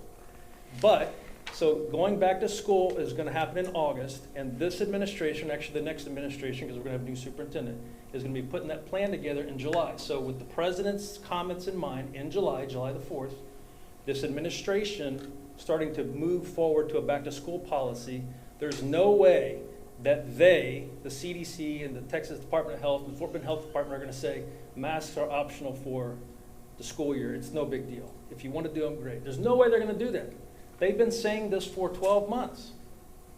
So my question to the 6 of you is, at what point are you going to say it's too much? At what point are you going to say, because here's what they're going to do. And if I'm wrong, I will publicly admit it if someone asks me about it. I don't mind admitting when I'm wrong. Here's what they're gonna say. We should start the school year with masks, mandatory masks. Let's just at least get into the school year. Let's get to Halloween. And we're gonna get closer to Halloween, and we're gonna have colds, and let's just get, the Christmas break's only 2 months away. Let's just get to the Christmas break with mandatory masks. And then we're gonna have colds and flus and everything else coming along, and like, you know what, we should just start January with masks again. And this thing is just gonna go on and on and on. So at what point, so if we say tonight, we're not gonna make masks optional, but definitely in the fall, we're gonna make masks optional, and if that's still buzzing out there among the health authorities, are you guys gonna also vote to say, well, we should just follow the science, quote unquote? Because the science is all over the place. So at what point, would we go another whole school year potentially with making masks mandatory? Or would you put your foot down and for the August back to school policy saying it's optional? And that's my question on the table for the 6 of you to. I have a question. Go ahead. I think, well, I'd like to go to the lawyer first. The legality, the liability of, we've always used TEA and the CDC as our guideline. Are we up for any kind of liability if we go against their recommendations? To the extent you're asking for legal advice, is this something the chair, the president would like me to discuss in executive session with the board? I mean, Because if it's asking about liability, it requires me to give legal opinion and legal analysis to the You board. can't do that out in open session. Okay. Let's see if I can. Is there an option to go to an executive session right now to discuss that point? The board may do so under the posting, Can yes. we just discuss some other things? The reason I asked, because it was kind of like, if we have a certain guideline that we're bound, I don't know. It's kind of the clarity before we Well, go the into governor further lifted discussion. the governor lifted the mandate. But he left, but CDC and TEA, I'm just wanting to get that out of the way. I hear Before you. this will influence your vote this evening. I think it would be important to get the legal counsel on that. So that means we Because need- that's sometimes we're. Okay, so then I think we should. Executive session. Yeah. So, I need to say my thing here. Unless we want to, we're going into. Let's go to Because we executive. can't wait on this, right? Because we've already opened it up, and then because we're going executive session already. Go back and forth. If you're having a discussion about this agenda item and the request is regarding a legal issue surrounding it, you would need to go ahead and have executive session for this issue. You might want to ask the question, are there any others? So that you don't go in and come back out and then keep going back and forth in the executive session. Yeah, unless Because- maybe somebody else isn't concerned about that. I just. Well, even I just wanted to get it cleared What out. he's saying is if there's any legal questions to be answered during that time, you're saying, right? Not that yours is not valid, right? Anybody else have any other legal questions that we wanted to, okay, so let's go ahead and go into executive session to discuss. Now, keep in mind that because of our COVID restrictions, executive session is held in this room, which means we will upset some folks by asking them to step away from the area until we close, till the executive session is open again. I mean, till the regular meeting is open. So do I need to? Yes, ma'am. Okay, so I'm gonna do that. Time is 8:33 p.m. We are adjourning to closed session pursuant to Texas Government Code Sections 551.071, 551.072, 551.074, and 551.082, the Open Meetings Act, to discuss, to consult with our attorney. Okay.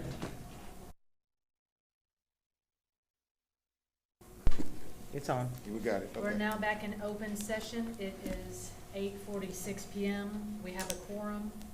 We're returning to our discussion on Mr. Welch. The floor is open to discuss my amendment. So you had asked about the legality, so do you have any, did you want to follow up with that? I'd like maybe to make a small. No. Well, I know we were talking about some schools that do not have the mask mandate, and most of those are small. They're the smaller schools. We can be the And- leader of the bigger ones.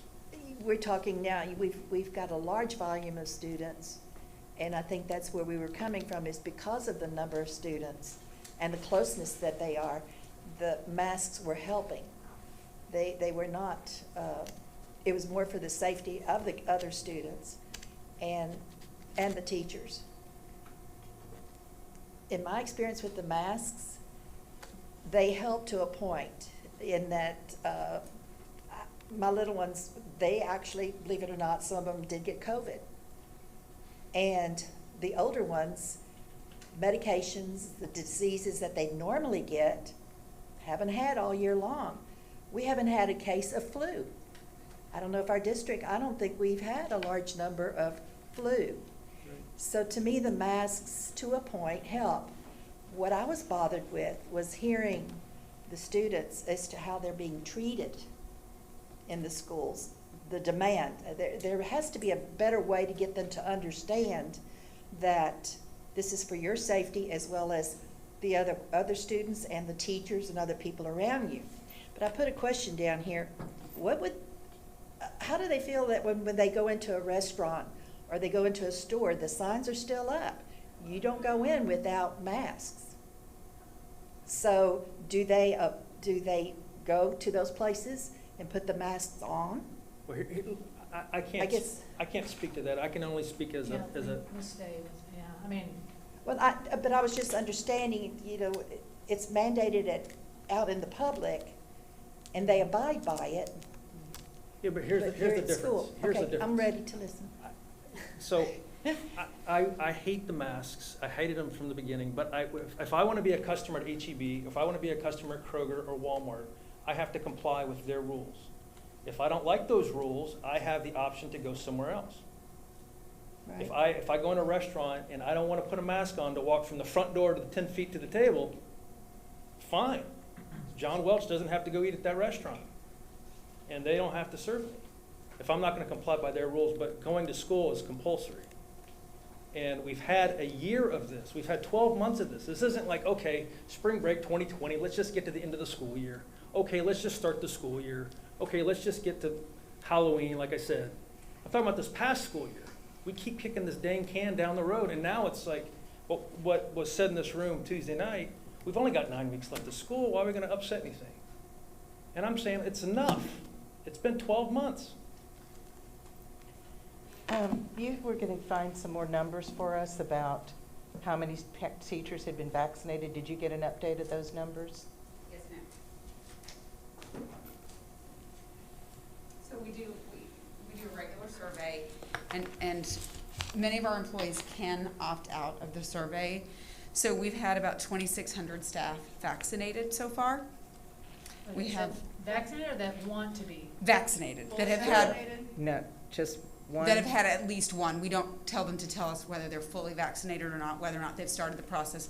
And the reason we do that is because we're looking for the individuals who have not yet been that want one, and those are the pool that we work from to get them opportunities. Because once they're vaccinated one time, They're in- they do their own. They're in their pipeline to get the second one, yes. You're ma'am. not talking teachers. No, I'm talking teachers. I mean, just teachers. No, Total staff. All staff. All Total staff. staff. So how many All teachers? 5,000. 2,600 2,600 of 5,000 roughly. have received at least one vaccine, So yes, sir. roughly half of the employee population of Lamar has received the vaccination.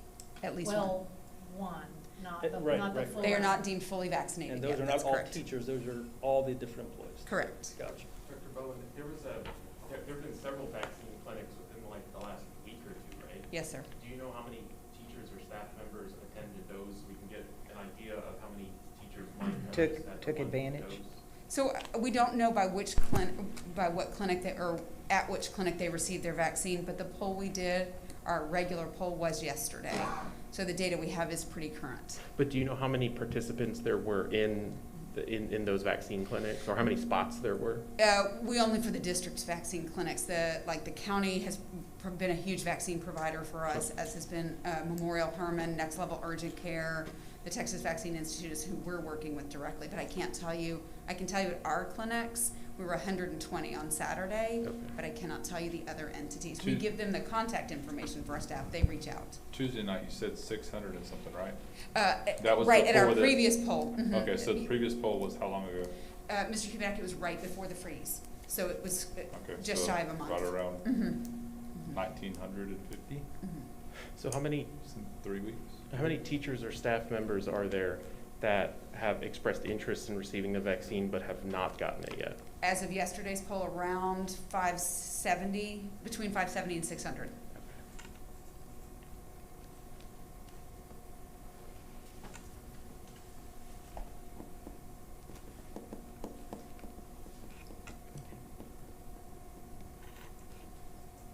Thank you.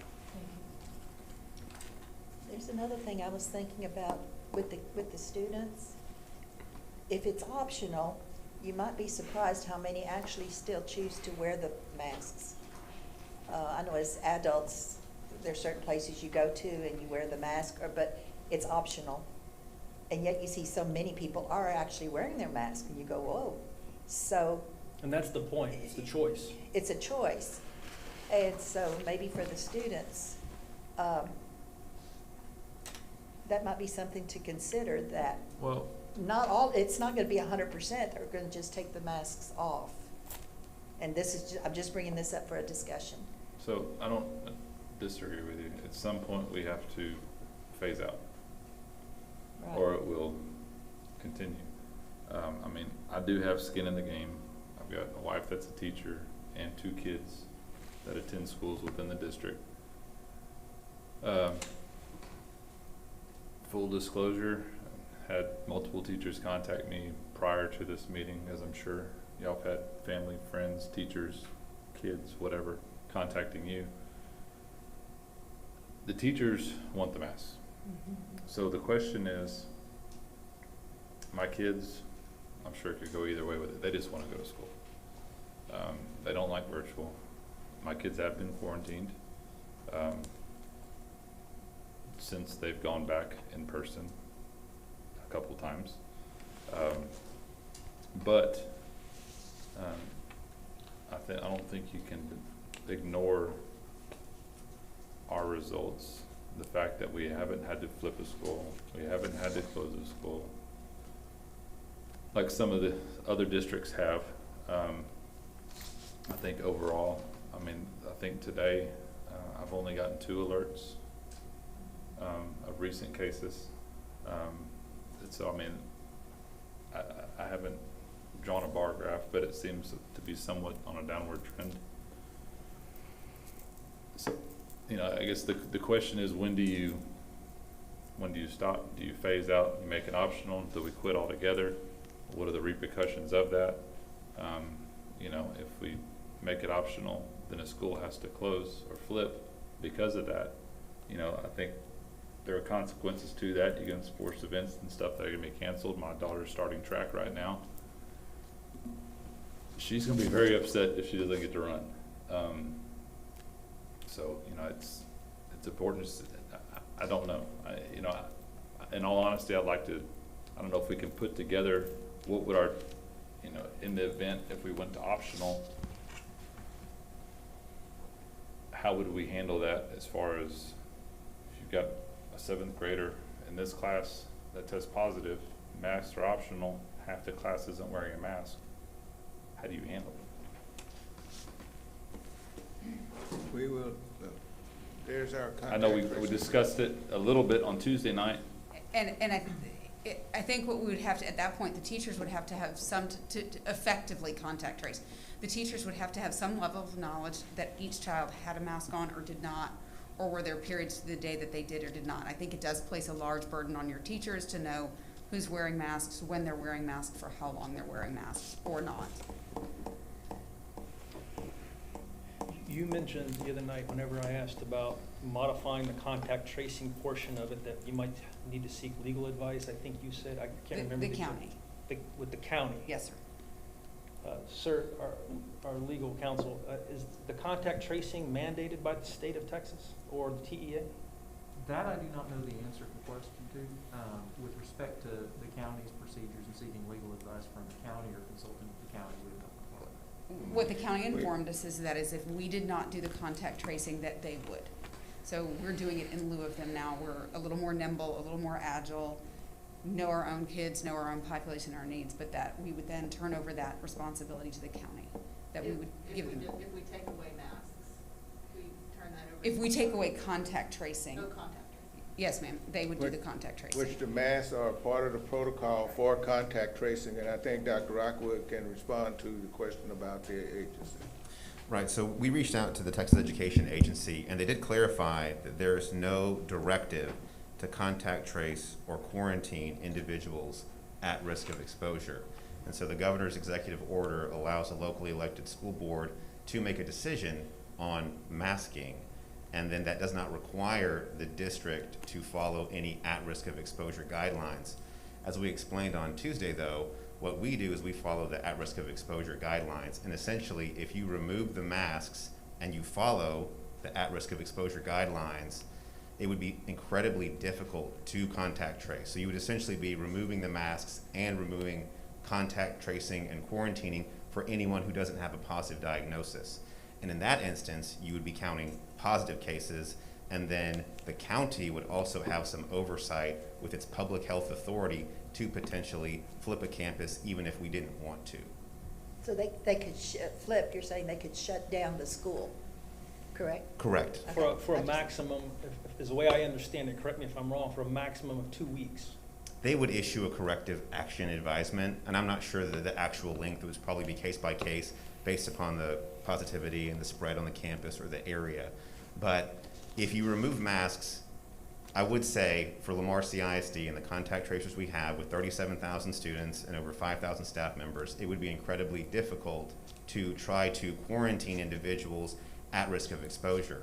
Because as Dr. Bowen mentioned previously, even if only some students wear masks and some students don't, based upon the at risk of exposure guidelines, everyone in that area would have to be quarantined. You need 2 layers of mitigation, so 2 masks to prevent that from occurring. So it's not, we'll do one and not the other. It's kind of a package deal on masks and quarantining anyone at risk of exposure. But the TA doesn't mandate us to do both. See how this has all been intertwined and it's just gotten so tangled, and everybody's like, well, let's just keep going with it. But the natural state of being is like I am right now and like you are. It's breathing naturally. And this has been going on for these things. You got to have an N95, from what I understand, properly fitted for it to prevent COVID, the COVID virus itself. Now, it might prevent from people getting cold and some other things, I don't know. But these silly little things. Thank you, Dr. Is there any way to maybe reevaluate what's going on in the schools at that level? Like the one young lady was talking about, the way she's being treated on the campus and the way they're being talked to. Is that? Here she comes. Just because we're concerned about their emotional and the stress level that the students. We know that they are under a lot of stress. Absolutely, and I would say that there was a couple of comments that if a track, and again in athletics, and they're running, they're not supposed to have masks. Okay, yeah. And so if we are alerted with that, we will intervene with the campus and the staff if any actions are taken that is outside of that policy, as we do with other issues that are brought to us. It would be the same in this situation. Okay, the fact that it was just one young lady that brought it to us, we could go to the campuses, all of them, no matter what, to just reevaluate. Yes, ma'am. What's going And that on. is not the philosophy, I can tell you, of what we are wanting on our campuses, is to have kids feel that way. And so we will be visiting that campus. And we will reiterate, obviously, that those are not behaviors that we want to see amongst our staff against our kids. And for the most part, I have been on campuses. I have visited campuses. The assistant superintendents have been at campuses. And I can tell you I've not witnessed that per se. I'm not saying it's not happening. What I can tell you is that if it is happening and we are alerted to that, we will take action as we have with anything else that is brought to our table with misbehavior of that magnitude. I would also think, with the teachers, they're under stress also. So I can see here you have the students, they're really needing help and counseling. And yet here you've got the teachers and they're in they're needing it too. They're under a lot of stress because they want to keep the kids safe. So the counselors, that's not enough necessarily because you have to go to them. So there again, I was asking about revisiting everybody and let the students speak. Maybe ask a few as you're going along, you know, how. Yes, ma'am. Do y'all get that? I mean, the stress, we all understand that. And it's how to make it less stressful. What I would say to you is, for example, we've done meetingless November, and what is March? Meeting-free March. Meeting-free March. We've done a number of things to try to address some of the stress that's occurring on the campuses. We are doing the same thing with students. We do not want any of our students to feel uncomfortable, regardless of what the circumstances are. And so when we know about it, we're going to try and do everything that we possibly can to address those issues. I have a little bit to say.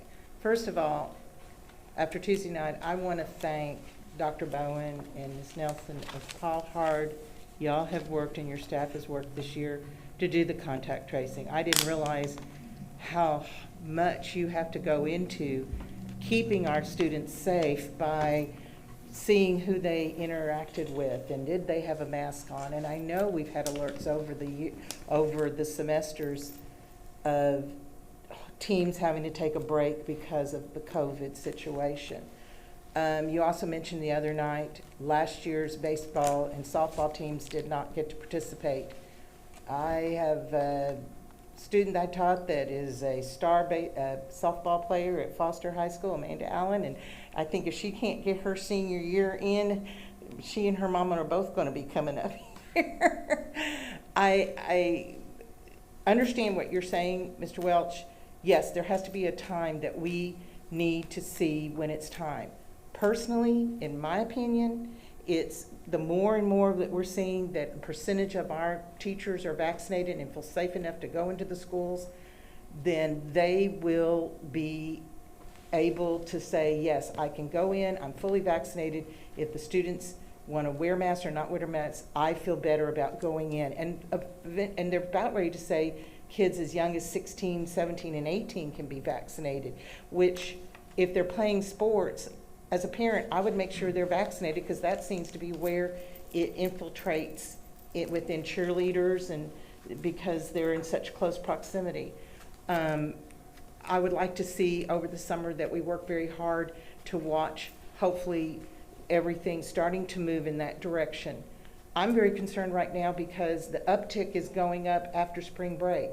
I have gotten word through my son that the whole football team at UT might be not doing their spring practice because a lot of them have COVID, and because they all went and had a good time at spring break. I'm not saying that could happen here. You're right. We haven't had very much on our alerts at 4:30 the last 2 days. I know, but they did have one that 3 of them, I think, at George Ranch. I think it was, but we need to pay attention, even if this is visited now. I think right this very minute, I don't feel comfortable. Maybe a month from now, if we're down to yellow, we could be even changing some of those policies because that's what I think y'all talked about. As the color goes down, we can change some of those policies without us even coming back to us because it's in the COVID directory that we've created. But as many people as here tonight, and I feel their pain, I've had that many, if not more, of parents and teachers contacting me saying, please keep the mask. We just want to be able to finish up the school year without the fear.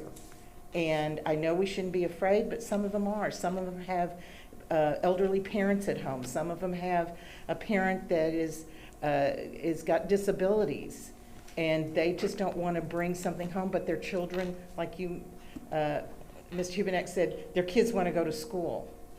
You know, I think we've done a great job this year with our virtual and our face-to-face. No, it's not been an easy year. And I said on a call I did, a Zoom call today, can we just say whatever happened during 2020 and COVID doesn't count? That whatever happened, we're going to start over again. And I think that's what we have to do. We have to say what comes this summer and our planning. We shouldn't be saying, oh, well, let's just see what happens. we should be watching and creating a way of moving. I think even all the states and all the counties are doing that. But as long as, like, why am I wearing my mask today? I've got grandchildren coming tomorrow. And my son-in-law and daughter have only got one vaccine. I don't want to have, even though I've been both vaccinated, they still haven't proven that I can't get COVID and pass it on. So I don't know, but I want to protect my family. And if I'm like that, I'm listening to my teachers and some of the parents that have called me and emailed me, and there were several that said, if you change this tonight, then I want to move my child out of face-to-face and back to virtual. Well, they're starting the this last 6 weeks on Monday. Yes, ma'am. So, I mean, I had several parents say, I would do what I can to change, and I know we would accommodate that. But it's very hard. You're hearing both sides, and you feel horrible for both of them. You know, I'm sick of seeing masks that are in the gutter, or that's like trash now. You know, they're everywhere. We'll be so glad in a couple years people will hopefully know what it is, but all our pictures will have these masks on our face, and we'll say, remember when. And I can't wait to say, remember when. But as a board and as who I am right now, I have to listen and follow my heart, which says, I want to give the students the best end of the year. And if we could give the sports kids a timeout of where they cannot have to wear their mask, in their way, we could find a place so the kids, if they're wearing their mask, that they could take it off at some point and say, okay, a breather. I'm sure the teachers do it. So, you know, we need to be, if a child is saying, I'm struggling, and they should be able to say they're struggling, that they could go somewhere or sit somewhere for 15, 20 minutes to get themselves under composure. I have young grandchildren. They put on a mask, they run and play. They don't act like anything's wrong. But they're just little, and they just know this is the way of life now. It's very strange, too. They don't know how to go to a restaurant. They have anymore. It's going to be a whole new world to some of our little kids. But right now, I just worry about what I've been hearing from parents and teachers from the other side of the coin, and they weren't up here tonight except one, and I think we need to hear both sides and listen carefully to both. I would counter that by saying we've all been listening to all sides of this argument for the last 12 months. You're not going to be convinced one way or the other if by listening to some doctor on television, because they're going to have, you know, this guy with the same degrees, two different people are going to have look at the same data, and they're going to come to different conclusions, very possibly. This whole thing has become so political, and it's a tragedy. So Kay, you really think that we're going to be listening to things, and then by the summer we're going to I'm going to be listening to Dr. Bowen and the administration, and they're going to work hard to come up with the right protocols for what is good for LCISD. I don't care what any other school district is doing. Same thing that we did to open these schools on August 24th, when we were all told, and people paraded in here and told us, don't you dare open the schools. And that made, to me, as speaking as one individual, that made sense at the time. It made sense at the time. But some of the ways that this is, the fact that we're pegged to the Fort Bend County Health colored COVID system, the county judge, with all his different advisors, he's very shy in turning that dial. So we're not going to get the yellow or green by the end of the school year. I guarantee you that, Fort Bend County. And if I'm wrong, I will admit it publicly. What color do we have to be for the mask to come on? Green. Green, right? Green. But what does yellow do? And we're on yellow currently, right? Oh, well, we're on orange. We're on orange, then We- yellow, then green. Yeah, yellow, doesn't it ease as to where the kids have to wear the masks, and the sports are the kids' PE, their recess. I hear stories too that they're being made to wear them during outside time. And I disagree with that wholeheartedly, that they need that, but. Yes, ma'am, and I can tell you that it probably varies based on when they're outside. I can tell you with outside athletics, they wear them if they're in, as I mentioned on Tuesday, in a dugout, riding a bus, if they're in a group. If they are participating, as someone mentioned, running track, If they are spread out 6 feet while exercising, they do not have to have their mask on. Now, I know one of the topics that has come up is recess.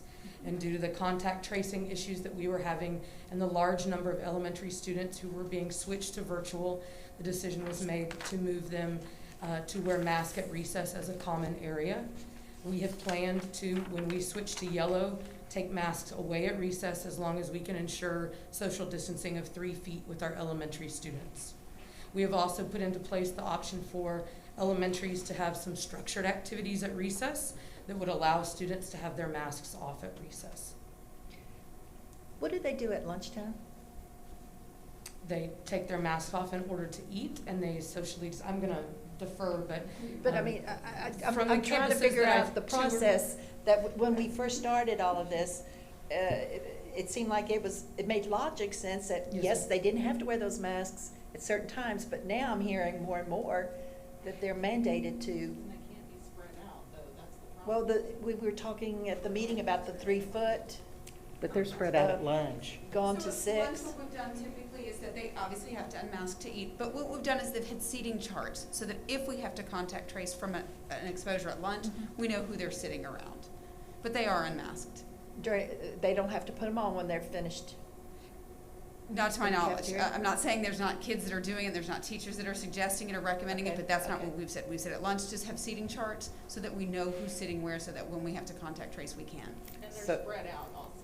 They are. So if one person at a table comes down with COVID and they're sitting with 2 other people, those are the only 2 that are being notified, so the kids at all the other tables Exactly. are not. Exactly.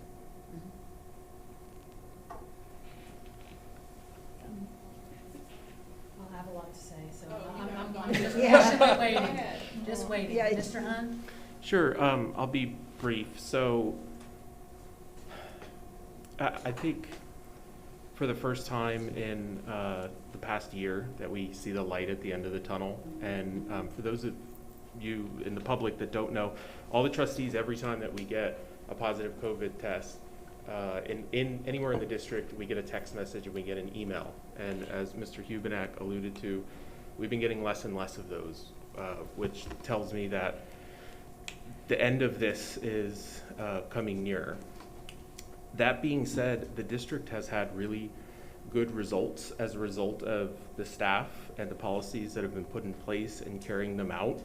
And this might not be new to folks that are in education, but I think the one thing that I've gleaned from all of this over the last year is that there is absolutely no substitute for a teacher in a classroom teaching their students. Virtual education is not a replacement for a teacher in a classroom with their students. So I have a few concerns. First, I'm concerned that if we remove the mask requirement at this point, that there's going to be a large exodus of students and parents that have relied on having that mask requirement to send their kids back to school. We started with less than half of the students being in school, and now we're up to, I believe, 70%. Parents and students are relying on these rules in order to send their kids back because it's the better place for their kids to learn.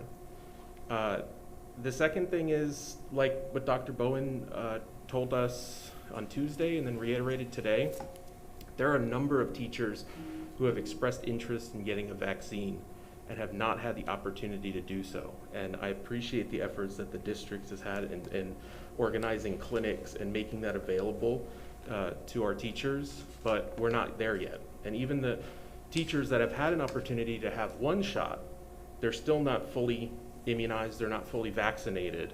And so if a teacher gets a shot right now, it's going to be between 21 and 42 days before they're fully vaccinated and they can feel safe in their classroom. And then the third thing is what Dr. Rockwood was saying was if we remove the mask requirement, and what I was alluding to on Tuesday, I think it's going to be really, really difficult to impossible to continue the contact tracing. I don't see any way that we could possibly track down every student that has been exposed and quarantine those students on an individual basis. And so I think if we remove the mask requirement, the only thing that we could do is to remove contact tracing, which means that would then move contact tracing outside of our district and move it to the county, which would mean that we would go from being a district that has had no schools shut down and has done a remarkable job keeping students in school and keeping their education going during the pandemic, to a district that would likely have schools shut down if there is an increase, especially after spring break, an increase in the number of students that have COVID in our schools. So for those three reasons, I have concerns at this point about removing the mask requirement, but I'm definitely very sensitive to the point that you made, Mr. Welch, that it has to stop at some point. It has to phase out eventually. And I think in the coming few months, we should continue to explore it and create goals together about when that date's going to be.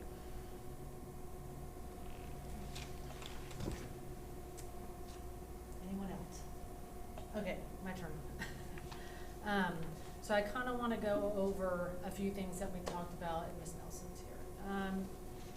The other night, just to be, as I said before, crystal clear on a few things that the district has. So again, I reiterate what we said, that I have a very small knowledge of how hard everybody in the district has had to work this year to educate our kids and to keep them educating and trying to have the least amount of disruption for educating, which is our sole purpose for being here. And so as Representative Jeton, the timing of that was no coincidence, but I very much appreciate everything that everyone has to do, and I know that not everybody gets a chance to hear and to see all the things that I do as a school board trustee. And so I have my own little mind and then my own little family, and then my neighbors and my friends, and then there's 42,000 or whatever other people that I have to consider. And so I've opened up communication. I've asked for emails from people to my board email. I've heard from teachers, I've heard from families, I've heard from students. I'm around many of them all the time. I hear stories. And so I have to really take my own bias, because I know my own personal desires about masking and what it's done, and really try to gather as much information as I can to make a decision based on a full picture and not my world and my spot in the world. And I mean, I can be persuaded by I have sympathy for every side. I really do. As we expressed, I have sympathy for every side, but my role is, as one vote on this board, is to try to get the big picture. And I've spent hours and hours and hours going through, and as we said, the science of this is confusing. You can find anybody to tell you what you want to hear at any point. And so that is the real hard part. And so what I'm focused on when I vote tonight is, how do we remain consistent with educating our students to the end of this year, with, in the same time, at the same moment, trying to alleviate any possible areas that we can. And so that's been my goal. And so with that in mind, I would like to go through a few things that we like we said, we already, but not everybody watches the workshops. There's other people that weren't here Tuesday so I just want to go over this again for it's redundant, but just to make it really clear what we're doing. And so I'm thankful that, and I've had discussions, many with Dr. Randall, about, what are any areas that we can see, and it's not a blanket statement. It's not just, no, we're not doing it because we don't want to. I would never say this because people are used to doing anything. I never think that's a good reason to do anything, but seeing what's working and what's effective and where can we make improvements or updates. So with that, I'm thankful that y'all took the time to do that. And I see many emails from people come across saying, this isn't happening, and then y'all take the time on each case and see, is that really what we're doing? Can we make any changes that make sense there? And so I appreciate that in every area. I really do. I know it's a constant adjustment. So with that said, thank you for presenting some areas where we can try to make masks optional. And so I wanted to talk about some of that tonight and just reiterate it. And so I think about the day, and probably I probably preemptively called you up here. I apologize. I apologize for coming too soon. And I wasn't sure if I should leave, and I didn't want to take away from you. So I just stayed. And you're just giving me then I felt bad because you were thanking me, and there were a lot of people that worked really hard. So I'm including everybody, but you're there. So, but anyway. Oh, just take the compliment. But, and so when I think about a day, and I've spoken with teachers, I mean, I've spoken with a whole spectrum of people that are living this daily. And so like I said, broad, our whole picture as much as I can is thinking about with some of these changes, but a day, say, at the elementary level. I'm not basing anything off of fear. If somebody says I'm doing this out of fear, that is not my rationale, and I hope that I have explained that away at this point, and not because I'm not a lack of knowledge or trying to gain wisdom on what really everything looks like. So if at this point we are saying, per the updates that y'all have, that we're voting on this evening, is that we will not require a mask to be worn during PE activities outdoor. Correct. They would wear their mask as they came into the gymnasium, perhaps for roll call lines. Outdoor. As they walked outside, once the instructor began the activity, they could take their mask off. Okay, so that is a break in the day right there. They have a break in the day at lunch already, yes, correct? And so, and then also, when it's indoor, they can do the same thing once they've walked in and walked out. Yes, ma'am. Anytime they are actively exercising in PE, the instructor will give them the option to take their mask off during that active activity. Okay, and so when we say, I just like to be really clear, and I'm not downplaying the 7 hours, but it's not all day for 12 months for 7 hours. Just to be really clear of what an actual day looks like, there's multiple times during the day that the students are allowed to not be wearing a mask. Yes, ma'am, that is the plan, and that is the way it is drafted to you tonight in the proposal. Okay, and so I think that's really important for people to hear, that it may not be decided as a blanket option. There's a lot of room for having the different times during the day to not have it on. And so I just think that's really important for us to point out.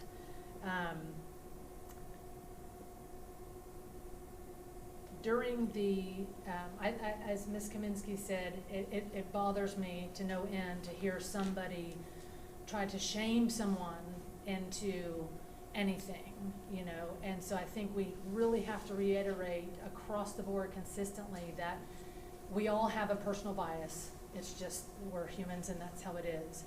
But to know that our words matter, they bring, they can either lift you up or bring you down. To reiterate that we have to control our personal bias, it's a must, and so I know that's not every teacher, and we can't blanket that it's every classroom and every teacher. And so, but just to reiterate how important it is. And again, you're just standing there, so I know I'm talking to, but let me keep going with the PE, I guess, and because you are the recess. And so we talked about, and I talked to Dr. Randall about this again today, because there's a lot of, the recess was not settling with me. And so we talked about how coming up, there is a spot at every campus. If a student's at recess and they don't want to have the mask on, there is a place for them every day. If they'll communicate with the teacher, or parents will communicate with the teacher or principal, a structured area can be devised so that they do not have to wear their mask at recess. And also, I know we talked about on Tuesday night that, and I know too, for an elementary student, it can be very intimidating to ask their teacher, especially if their teacher has expressed any bias or made them feel any shame in any way, to have to advocate for themselves. Yes, ma'am. So I would like to make sure that we're putting it on the teacher to even possibly say, does anybody need to take off their mask? And if you do, here's your option, versus a 7-year-old trying to say, and then the other kids may shame them because they're, whatever it looks like. as the teacher, I want us to take that back and not make the 7-year-old advocate for themselves. We may be doing that already, but I want to really reiterate that that is the role of the teacher and shouldn't be on the child, right? Yes, because and if they're getting used to something and they don't know that there is a change coming, it's really important to communicate those changes. Did you have something to say? I would just say, Miss Siggy, give her a Sorry, break. you want, yeah. But it's still PE related, so you might not want to go far. I can. So I think, so that, and when I hear about the coaches, and I reiterated this Tuesday night, that we can't, as I said, to see anyone exercising, running outside, any of these activities is unacceptable to me. And so and we're saying that it's a district, that is not our policy, and they should not be doing that. So anywhere that's happening, we've really got, and I want it to be recommunicated, as we said we would, that is unacceptable 100%. There Yes, are ma'am. no exceptions. And so anybody that is, allowing that, we've got to squelch it. Yes, ma'am. So, and if I'm wrong, please correct me, but that is what we're saying, is that they should not be actively exercising, which is running, any of these things. Am I When getting they that are wrong? actively You're shaking exercising, your head. The only thing I would say, Ms. Williams, is that we do have some athletes that opt into masks, and I want to make sure that But we're it's not. optional. It is optional, And yes. my whole thing is the choice, the Yes. option Yes, ma'am. is all, sorry, thank you for clarifying that. It is the option. And so that the coaches aren't yelling a blanket statement at them, pull up your mask, when they're like, well, I thought I had an option, now I'm confused. It's, so I think that it is on the coaches just to really explain it to the students and the athletes. And it's an effort. Obviously, they put out effort all year long, but this is really important. And so, especially as a change coming, when the students may have been used to something for much of the year already. So I just want to really make sure that we are communicating that well, consistently at all campuses, all sports. in every area. And I can say that the heart of a teacher and a coach, for the majority of our staff, they want to do what's in the best interest of our kids. And so we will ensure that we are communicating this consistently across all of the schools, and that we encourage anybody who is having any issues to contact us directly. And we Who would would they they would contact the principal Okay. of the campus. Okay. So if it's a teacher, and then if it is a principal and they've already gone through that channel, then they would go to an assistant superintendent, either Ms. Parks or Dr. Asagi. And then obviously if the matter has not been taken care of, then they can also come to me. And then we would have a conversation with the campus or visit the campus and do some things of that nature. But again, in the spirit of our teachers, and I understand it's making a tense situation even more tense, our teachers, for the most part, would never really want to do that. And I know that it would be well received just to be redirected. That is not our philosophy. And I would like to think that as well, right? But I've heard of multiple cases Yes, ma'am. where, and I'm not saying that's across the district, right? That could Yeah. be, again, we have a lot of people in the district. So just, like I said, reiterating the consistency that we need to have. Yes, ma'am. Thank you. And then, the common areas that somebody brought up tonight, that wasn't part of my original notes, but I wanted to bring that up tonight, is that, that again, reiterating to the teachers, and there may be, discord between what they understood and what, was trying to be related to them, and just Okay. reiterating that they do not have to have these on at these certain times. Okay. I think it's important for, I'm talking about the teachers now specifically too, and I brought this up Tuesday night, that if they are not within 6 feet, no one is going to reprimand them either for having their mask down, because, I want to make sure that's consistent among all grade levels and every campus, because not all campuses are created equal. I get that, right? When it comes to how they communicate and their personal bias, et cetera, right? And so I just want to make sure and advocate for the teachers they feel very supported and not demeaned in any way. Absolutely. And so, and I'm not saying that's everybody happening, but it's been brought to my attention, and so I wanted to make sure that not just the students, but also those that don't want to wear the mask. Sometimes people say that the teachers want to wear masks. I hear differently. But you can hear both sides, right? I hear both sides. But to blanket that all teachers want to wear a mask is not appropriate, that all of them don't want to wear a mask is not appropriate either. And so allowing them to really abide by our rules and understand, I know what you're expecting of me, and you're not going to go against that. Or if you do, then I can advocate for myself, right? And so I know we talked the other night as well about the teachers getting to eat together. So again, I just want to reiterate that our policy is that if they're not within 6 feet of each other, they can eat together in their classroom on their lunch break. Again, to Human's point, if they get time to take a lunch. And that we're not making them go eat separately just for appearance's sake or whatever it might be, but that we're really following our own policy. And they can have their mask down as long as they're within 6 feet, not within 6 feet of each other, correct? Yes, On ma'am, every and that campus. is on the opening of school guidelines. Okay, so I think that also Yes. needs to be reiterated Yes, ma'am. amongst all the and that it's not a principal's decision. Correct. It is our district's protocols at this point. And Correct. so I want to make sure. Something else with going along with teachers again. Now that we're adjusting or trying, I know we do it wherever we can, the 6 feet versus the 3 feet. If the students have a mask on, the double masking, can they bring, I know some of them, I don't know if this is across the board at all campuses, they have a row and columns. They've set their desks up in a certain way now. Are you talking about the barriers? Not the barriers, but literally the desks. Okay. Instead of like the table style where you bring some together, and so you can have kind of like reading partners, et cetera, et cetera. If we're allowing them to be within the 3 feet, if they're both double masked, are we allowing the teachers to have, kind of give them back some control over their classrooms? I'm talking elementary. Okay. To bring them back together at the teacher's,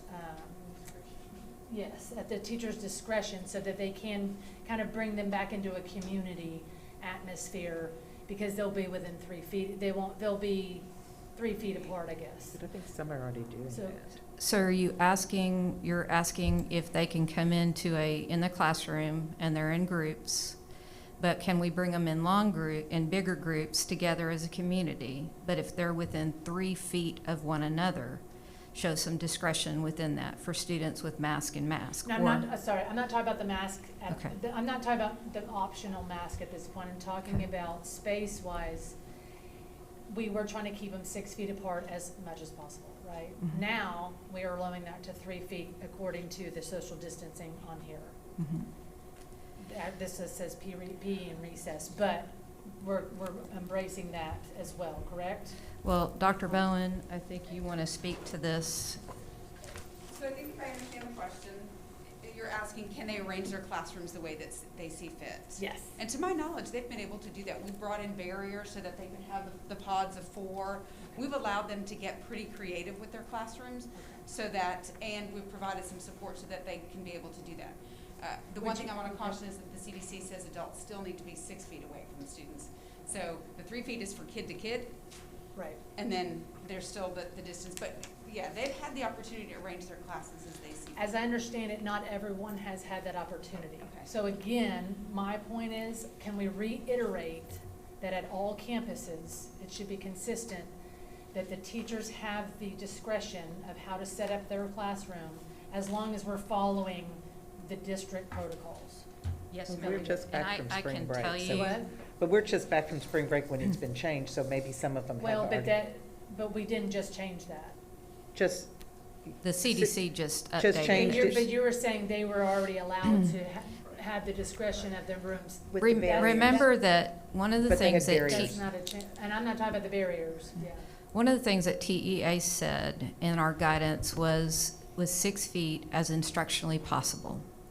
And so within you go into classrooms, particularly at the secondary level, that you will see in classrooms where 6 feet is not an option, depending upon the number of kids.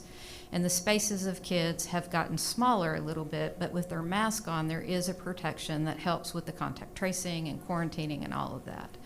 And so if you're asking for us to reiterate that kids, we can move them in 3 feet with each other, we can do that and try to be consistent across the district. That is reasonable. Okay, and I think just again communicating that to principals and making sure they communicate that and we're following it is key. And just so that there's no question about, is this campus doing it, is this campus, you know what I mean, that it is just consistent, so I Yes, appreciate ma'am. that. And There's we a whole can, list of yeah. reiterations coming, but, that's, my point is, we just need to be really clear about that. Okay, next page. Let me get to this. And so we're also, I wanted to point out another, this is you. Sorry. Thank you, Dr. Mosich. So with the athletic updates, it says that mask rules are staying in effect, but we are in fact saying that outdoors, when you go to the events, As a spectator, is that? I'm asking, I'm sorry. and is this doesn't say as a spectator, or does it? At the top. Oh, capacity phasing for. I'm looking at area athletic department updates.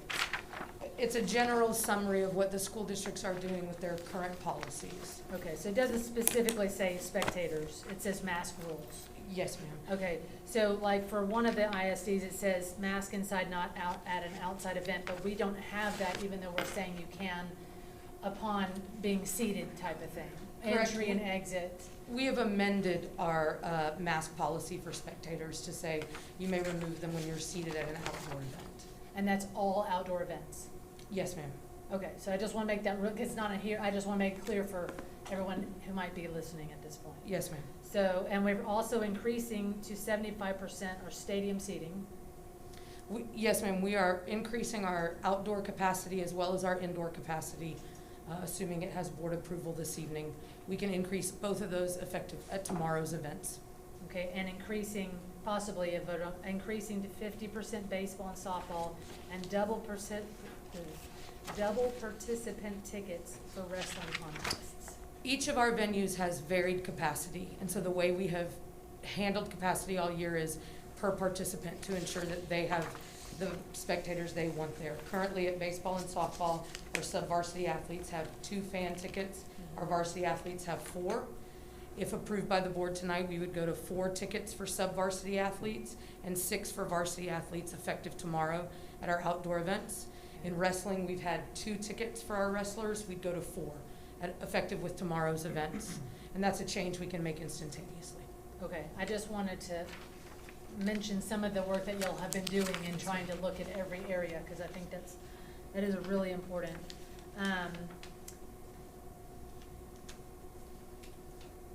And I wanted to talk about the vaccination again with Dr. I'm sorry, I think I covered everything. I'll be right back here if you need it. Thank you. Don't go anywhere. Recess, Yeah, because I have one more PE, question yes, for sir. her. Recess, PE, lunch. So again, when I think about the multiple times a day that the students are not required to have the mask, and also for some of the instances where they're saying these physical ailments have occurred, they can get a doctor's note and there will be accommodations. Correct. And so I think talking about all of that is one other thing I want to bring up, the arrows that the young lady mentioned in high school, I believe she is. Are we still considering that effective in any way? The one-way hallways? Yes. Dr. Rockwood, I will defer to him on this issue, but I believe, yes, they are all still in place. Yes. Okay, and what is the rationale behind keeping those in place? So when we put our back-to-school protocols in place, we had the Fort Bend County Health and Human Services Department come out, and they have allowed us to do our own contact tracing without really any interference because they understand what our protocols are.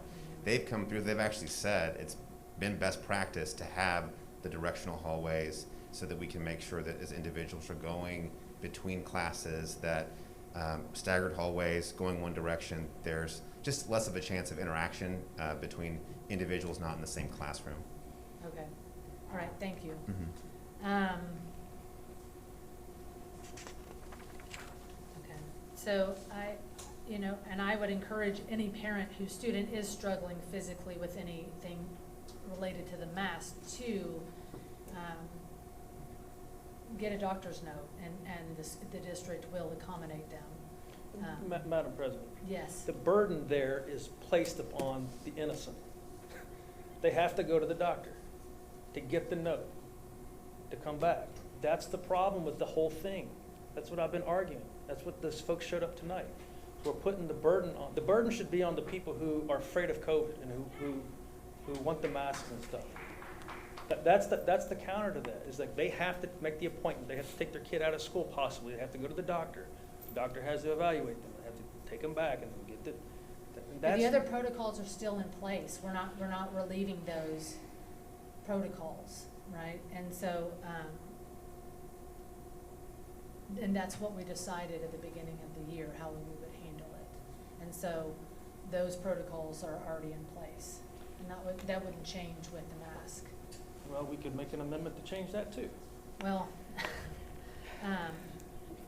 we were applauded for starting on time, and we Yeah. were applauded for giving a choice this year. And we've allowed them to change every 6 and 9 weeks, and to the burden of the staff and the teachers and the kid. It's not been easy on the parents to, and so for me, it's not. I agree with, like I said, I agree with so many things, but to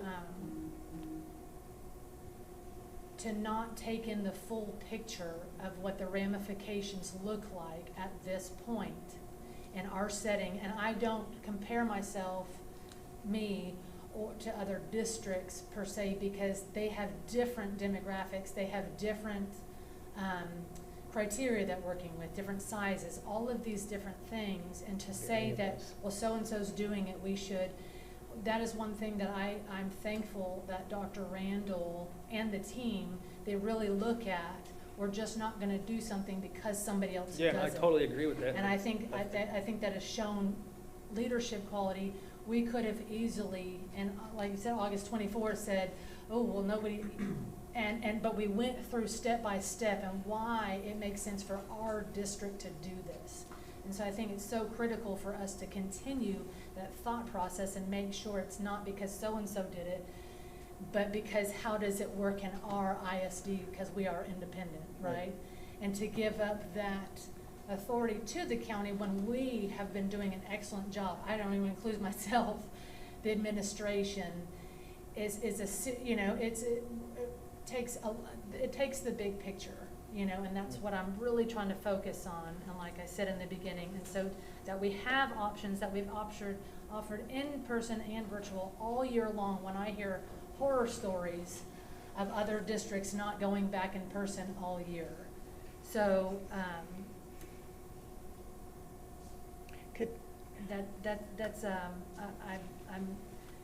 I'm also very, very hopeful, and again, that this is only through the end of this year. And we're allowing graduations, we're allowing a lot of these end of the school years for seniors, et cetera, to take place, and we've made accommodations to make sure that it's going to be at trailer. I know Dr. Randall's heart for this, and we talk about this often, that he is focused on the kids and their opportunities and the education. And so with all these things in mind, that is how I will determine my vote this evening. And I've done as much as a full picture as I can. I've responded to, I think, every email that I've received. I've encouraged emails. I understand that things are confusing. I understand that some people can only see their one circumstance. And I hear from I hear other horror stories that some of the kids are facing because of it. It's not my personal family, but I have to balance all of that. And so, with all that said, thank you for making some of these updates that I think will make a big difference in our schools, and for the rest of this year. Could I ask a request if that's? Or considering it. Could I get a request for PE, for recess, just to look into, if we, however this vote goes down tonight? I know with the little kids, the beginning of the year, they did not have to wear their mask at recess, correct? Yes, And ma'am. then it started going downhill about November, December, when the weather got colder. Yes, Now the weather's getting warmer. yes. Could we take a look, take a watch, do a survey with the teachers? Because when the weather gets warmer, the kids are not climbing on top of each other. They're trying to stay as far away from me because they're hot, and the masks are hot. If possibly, we could make some changes with that the last few weeks of school for our little ones going outside to recess. Yes, ma'am. To just to be an observant, okay? Because I think that's part of the problem. Might have been that they were cold and they're all sitting on top of each other. Well, I don't know if you caught it, but Ms. Nelson earlier said, and Dr. Randall and I had this conversation today about how we can really keep focusing on recess and alleviating, these areas. And so she was saying that trying to get the scheduled, not scheduled play, what do we call it? Structured play. Right. Thank you. And getting that more emotion when you don't have to wear the mask, Right. right? And 'Cause I so- think that and that that is would- something that they said, that, and she mentioned that earlier in Right. the meeting, that they will continue looking at that. Yeah, because Because I know I do that worry it's about the very little important ones with the running weather. I've outside and talked about how playing hot for it's getting. 15 minutes in 90 degrees, because it's going to be 90 degrees soon. Yes, ma'am. And that's why I was stressing on Tuesday with the warmer weather coming. But It's- that's all I a have to very say. important Thank you. Piece of it. So, Joy. yes. Well, I'm reading on page 7 about the recess, so I just want to make clear when we're voting on this, or Yes. it says students participating in free play during recess will continue to wear a mask until we reach level yellow. Then masks will only be worn when social distancing can't be maintained, but social distancing has now gone to 3 feet. Kids. With a mask. All with a mask. With Yeah. a mask. But where I'm reading it, the mask will still be required. Well, and we had this conversation before that, but it was, I should probably let you say it, but I did have this, so I can probably answer it-ish for the PE part, is that it is, again, on that big tool, right?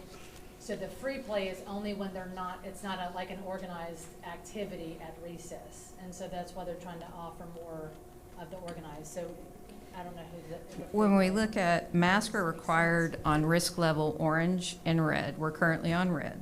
And the Orange. we're on orange, not red. Don't go Sorry. backward. Yes, correct. We are on orange. The exception is on level orange. Students can unmask during a structured activity as long as social distancing guidelines are enforced. And so, again, the 3 feet in that time period, okay? And then masks not required during COVID level yellow unless social distancing cannot be maintained of that 3 feet.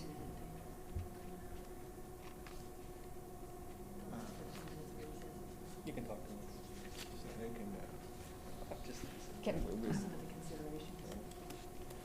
I'm just at the level that, kids are kids, and they need, that outside recess is giving them the time to be free. But Dr. it's getting late. Rockwood, you may want to just comment on one of the strategies that we're looking at as far as free play. And possibly the first part, kids will be wearing masks, and then at the last part, I'll let you. Right, based on the guidance and feedback from the board, we continue to look for opportunities to open things up, as has been outlined with performing visual arts, athletics, etc. Specifically for recess, what we're looking at is our at-risk of exposure guidelines, which states a cumulative duration of 15 or more minutes unmasked between 2 parties. We're looking at options right now where we could take the 20-minute recess and have half or up to 15 minutes of that unmasked. And even if they were within the 3 feet, it wouldn't meet the at-risk of exposure criteria. So right now we're looking for more structured activities where they're playing and they're having fun, but we're certainly looking at the option of opening it up more. And as long as those students aren't interacting outside with the fresh air for more than 15 minutes, they wouldn't need to be quarantined, even if there was a positive case. So we are seriously looking at how we can implement those procedures in the very near future. Thank you. So really, our policies are constantly being updated and changing and looking. We don't stay stagnant. Right, and I did want to clarify, all of the things that we outlined on Tuesday, these are things that we are planning to implement, which don't require board approval. We're sharing them with the board, and if the board had any issues with any of them, we can make adjustments as they're needed. But the board gave the authority for us to make these small pivots throughout the year. So all the things with stadium capacity, auditorium capacity, recess, all these things we're going to put in place beginning next week automatically is the plan. Okay, thank you. Let's take the vote. Okay. Call for the vote. What about a modified hybrid indoors I say mask, call for outdoors no mask? What would that look What is- like? I don't, can you clarify Well, that? trying to work in the right direction. I think that's what they're trying to do. Well, yes, but there's a lot of stipulations there, and really, I'm kind of confused with it myself, depending on the color and how many feet apart I am and how old I am and where I am, what I'm doing, and Right. how many minutes left I have in my playtime. Exactly. So, I'm thinking to simplify it some in an effort to try to move in the right direction, being that it seems that things are going in the right direction. Outdoors, no masks, indoors masks. Just to simplify it. I mean, I'm thinking in my head as far as like contact tracing or something like that from, let's say, junior high up. I mean, outside time is normally athletics, something like that. It would seem like it would be easier to track, and you could still do that somewhat. I know PE can be somewhat chaos Yeah, I at the think elementary level because you have mixed classes.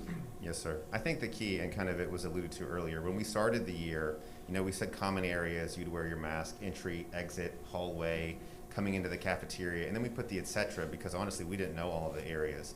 And recess was kind of used intermittently on our campuses. Some would mask, some wouldn't, and we were seeing multiple quarantines and a lot of issues around the middle of the year. We're seeing that lighten up, which is why we're talking about the options.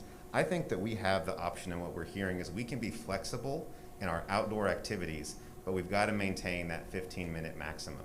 And so as long as students they could commingle right next to each other, but as long as they don't do that for longer than 15 cumulative minutes, then we wouldn't be breaking the contact tracing at risk of exposure guidelines. Correct? Correct.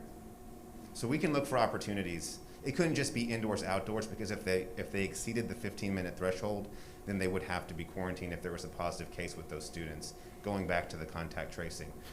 But we can look for opportunities where if within a 15-minute window, people can have some more freedoms if that's what we're discussing. Did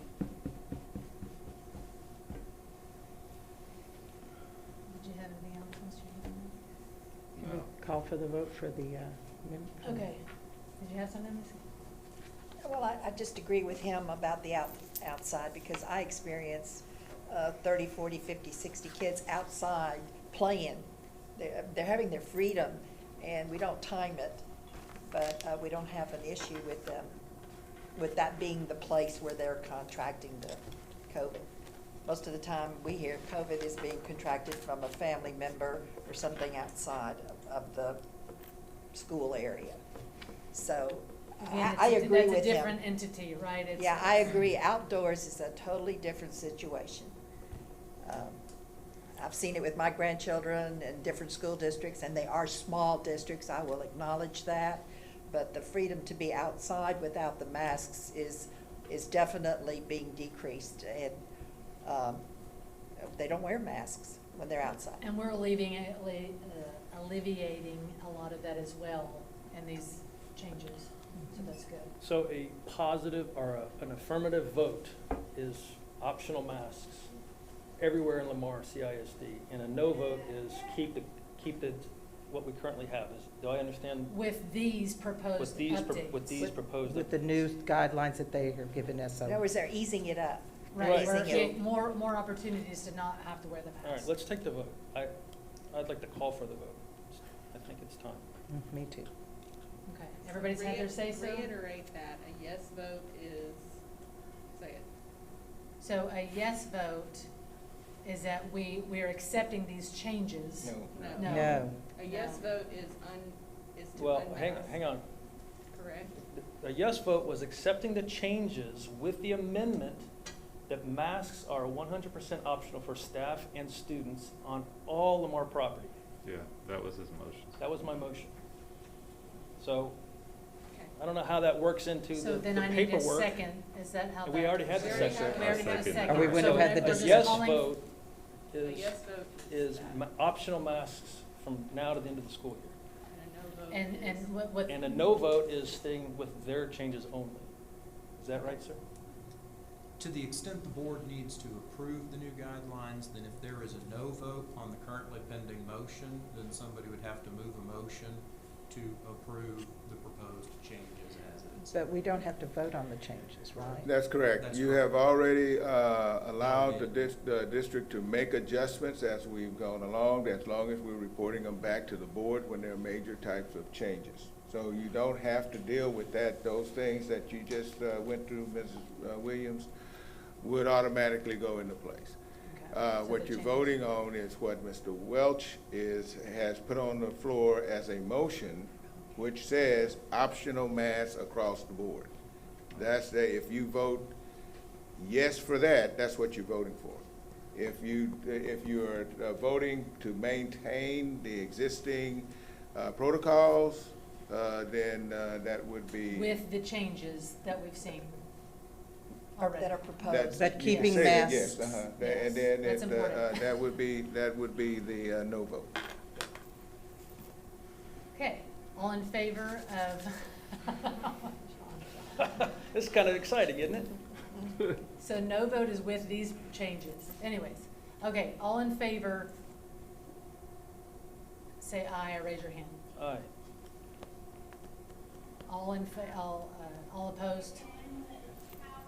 Okay. All right, so motion does not carry. But we can expect these changes tomorrow, or as Yes, soon ma'am. as they're relevant. All right, okay. I hope our cars are gonna be okay. Shouldn't have said that out loud. Now we are going Then into, that, no. no, we you have got another it. one. Action on board, we need a motion for that? No, ma'am, we're at the board assessment. Okay, so we don't need a motion for that, even though it's a possible action? Okay. So, board members, you've received a copy of the board self-assessment report. Thank you for completing the assessment. Completion of the assessment finalizes the recommendation 1-3 of the district-wide operational unit audit. A summary of the report can be found on page 4 in the copy that you received at your desk.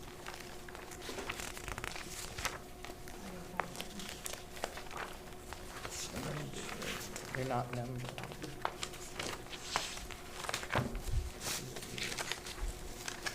Everybody find it? It looks like this. Oh. Did you all get That's the one. copies? So, yes, it is. Okay, good. You said page 4, I didn't. I'm not- We don't So see it- page number. Just count over the four, count 4 Okay. pages.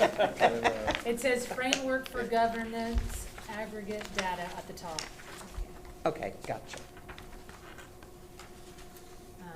So we're just gonna go over this page, so you can see that it's kind of a summary of the rest of the report, and y'all will receive it via email today if you've already had a chance to look over it.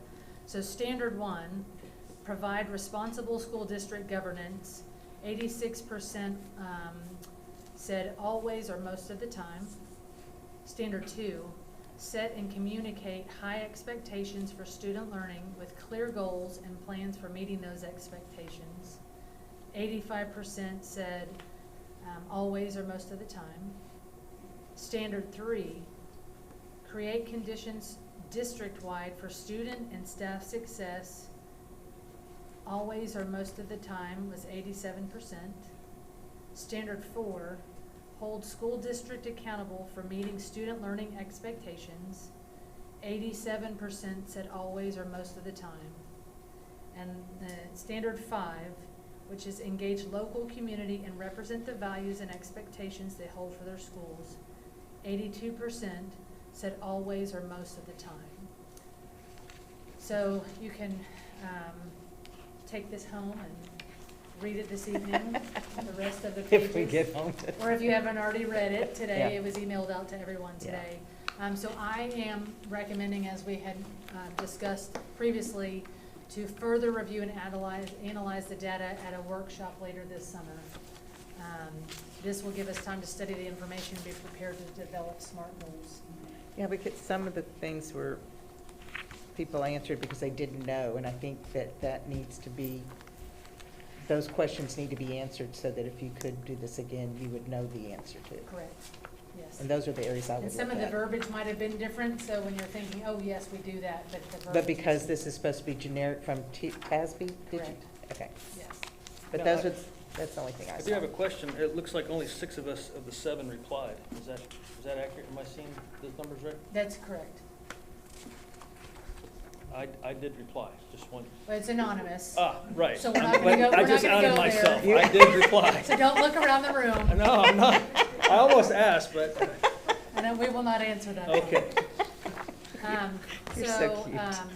That's If true. everybody is okay with us delving this further into the summer, I'm sorry you won't get Fine. that opportunity, but He can you have my, will. Lambert? he can have my copy right You now. can have the copy. You'll need it. Here you He's go, running Zach. out the door. Here's your papers. He might want your badge, though. And so at this time, Nope, nope, nope. I'm recommending that we don't take any action on it. Okay. Do I hear any? Okay. So this completes the action items. Do we have any questions on any of the other information items? So closed session. Do you have a question? Yep. So we need to go back to closed session, is my question. Right, but I was asking if Yeah, anybody had any questions. All right, so it is 10:03 p.m. We are adjourning to closed session pursuant to Texas Government Code Sections 551.071, 551.072, 551.074, and 551.082, the Open Meetings Act, to discuss personnel, land acquisition, or consultation with our attorney.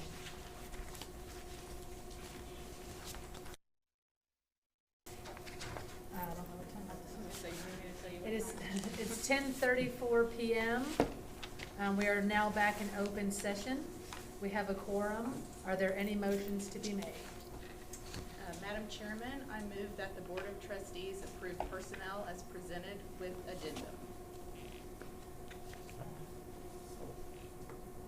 I'll second that. Would you like to second it? Yes, I Okay, will all in second that. favor, sorry. We're a little tired. Say aye. Aye. Raise your hand. All opposed, none opposed, everybody's, yes, motion carries. All right. Madam Chairman, I move that the Board of Trustees approve the extension of administrative contracts as presented. Can I get a second? Mr. Hunt seconds. All in favor, raise your hand, say aye. Aye. Aye. Thank you. Sorry. None I'm opposed. just texting. Motion carries. 10:30, you get I fired. know, right? Yeah, Yeah. where are we? I don't know what's happening. Are there any future agenda items to be added this evening? Madam Chairman, I have 2, but I think we have to have 2 people to agree to it, so I'll just bring it up. Okay. Right? One at a time? Yes. Okay. The first one, and it's just for informational items, correct? Okay. To update the report on the CDA certification program that was approved to be added to the Career and Technical Education Program, the CTE. I have a list as to what I would like to have covered. Do I have to say it or just present it to y'all? Really, Just give it. if the board, Would approve it? okay for it to be on the future agenda, then if you just give it to us. Okay. As an information item? Yes, it's just what I would like to see in that report. And then the second one, So do we need to approve that first? I think as an information, we're Just an okay. information item, okay. we don't need to. okay. No, Okay. it's just for an action. And then the second one is the renewal of the EOS, Equal Opportunity Schools contract Okay. that was initially approved in 2015. And the same thing, I have the 3 objectives and everything written down that I'd like to have covered. Is that an information or an action? Information, because this is going to come up for another vote in 2 months, I think. No. I think that the It was last a time we. 2-year. We voted for 2 We years. typically get a 2-year Okay, contract. just still for discussion. Okay. With the Sure. with the new board member who needs to be a little made aware. Got it. Okay. But I have it all written down. Who does she give that to? I'll pick. Okay, Okay. Dr. Randall, may pass it down. All right. There we go. Any other future agenda items? Okay, are there any upcoming meetings or events? Dr. Randall's, Oh, his virtual retirement. It's his virtual Monday. Dr. retirement, Lockwood, April would you like to 12th. share about that? Look how quick he got up. If you check social media, there will be a virtual retirement ceremony for our superintendent, Dr. Thomas E. Randall, and that's coming up on April 12th at 6:30 p.m. So we'll keep putting information out about that. Anyone, anywhere with internet access can join, and we'll keep it short and sweet, but well deserved. Thank you. All right. Anything else? Okay, with that, meeting is adjourned. It is 10:38 p.m.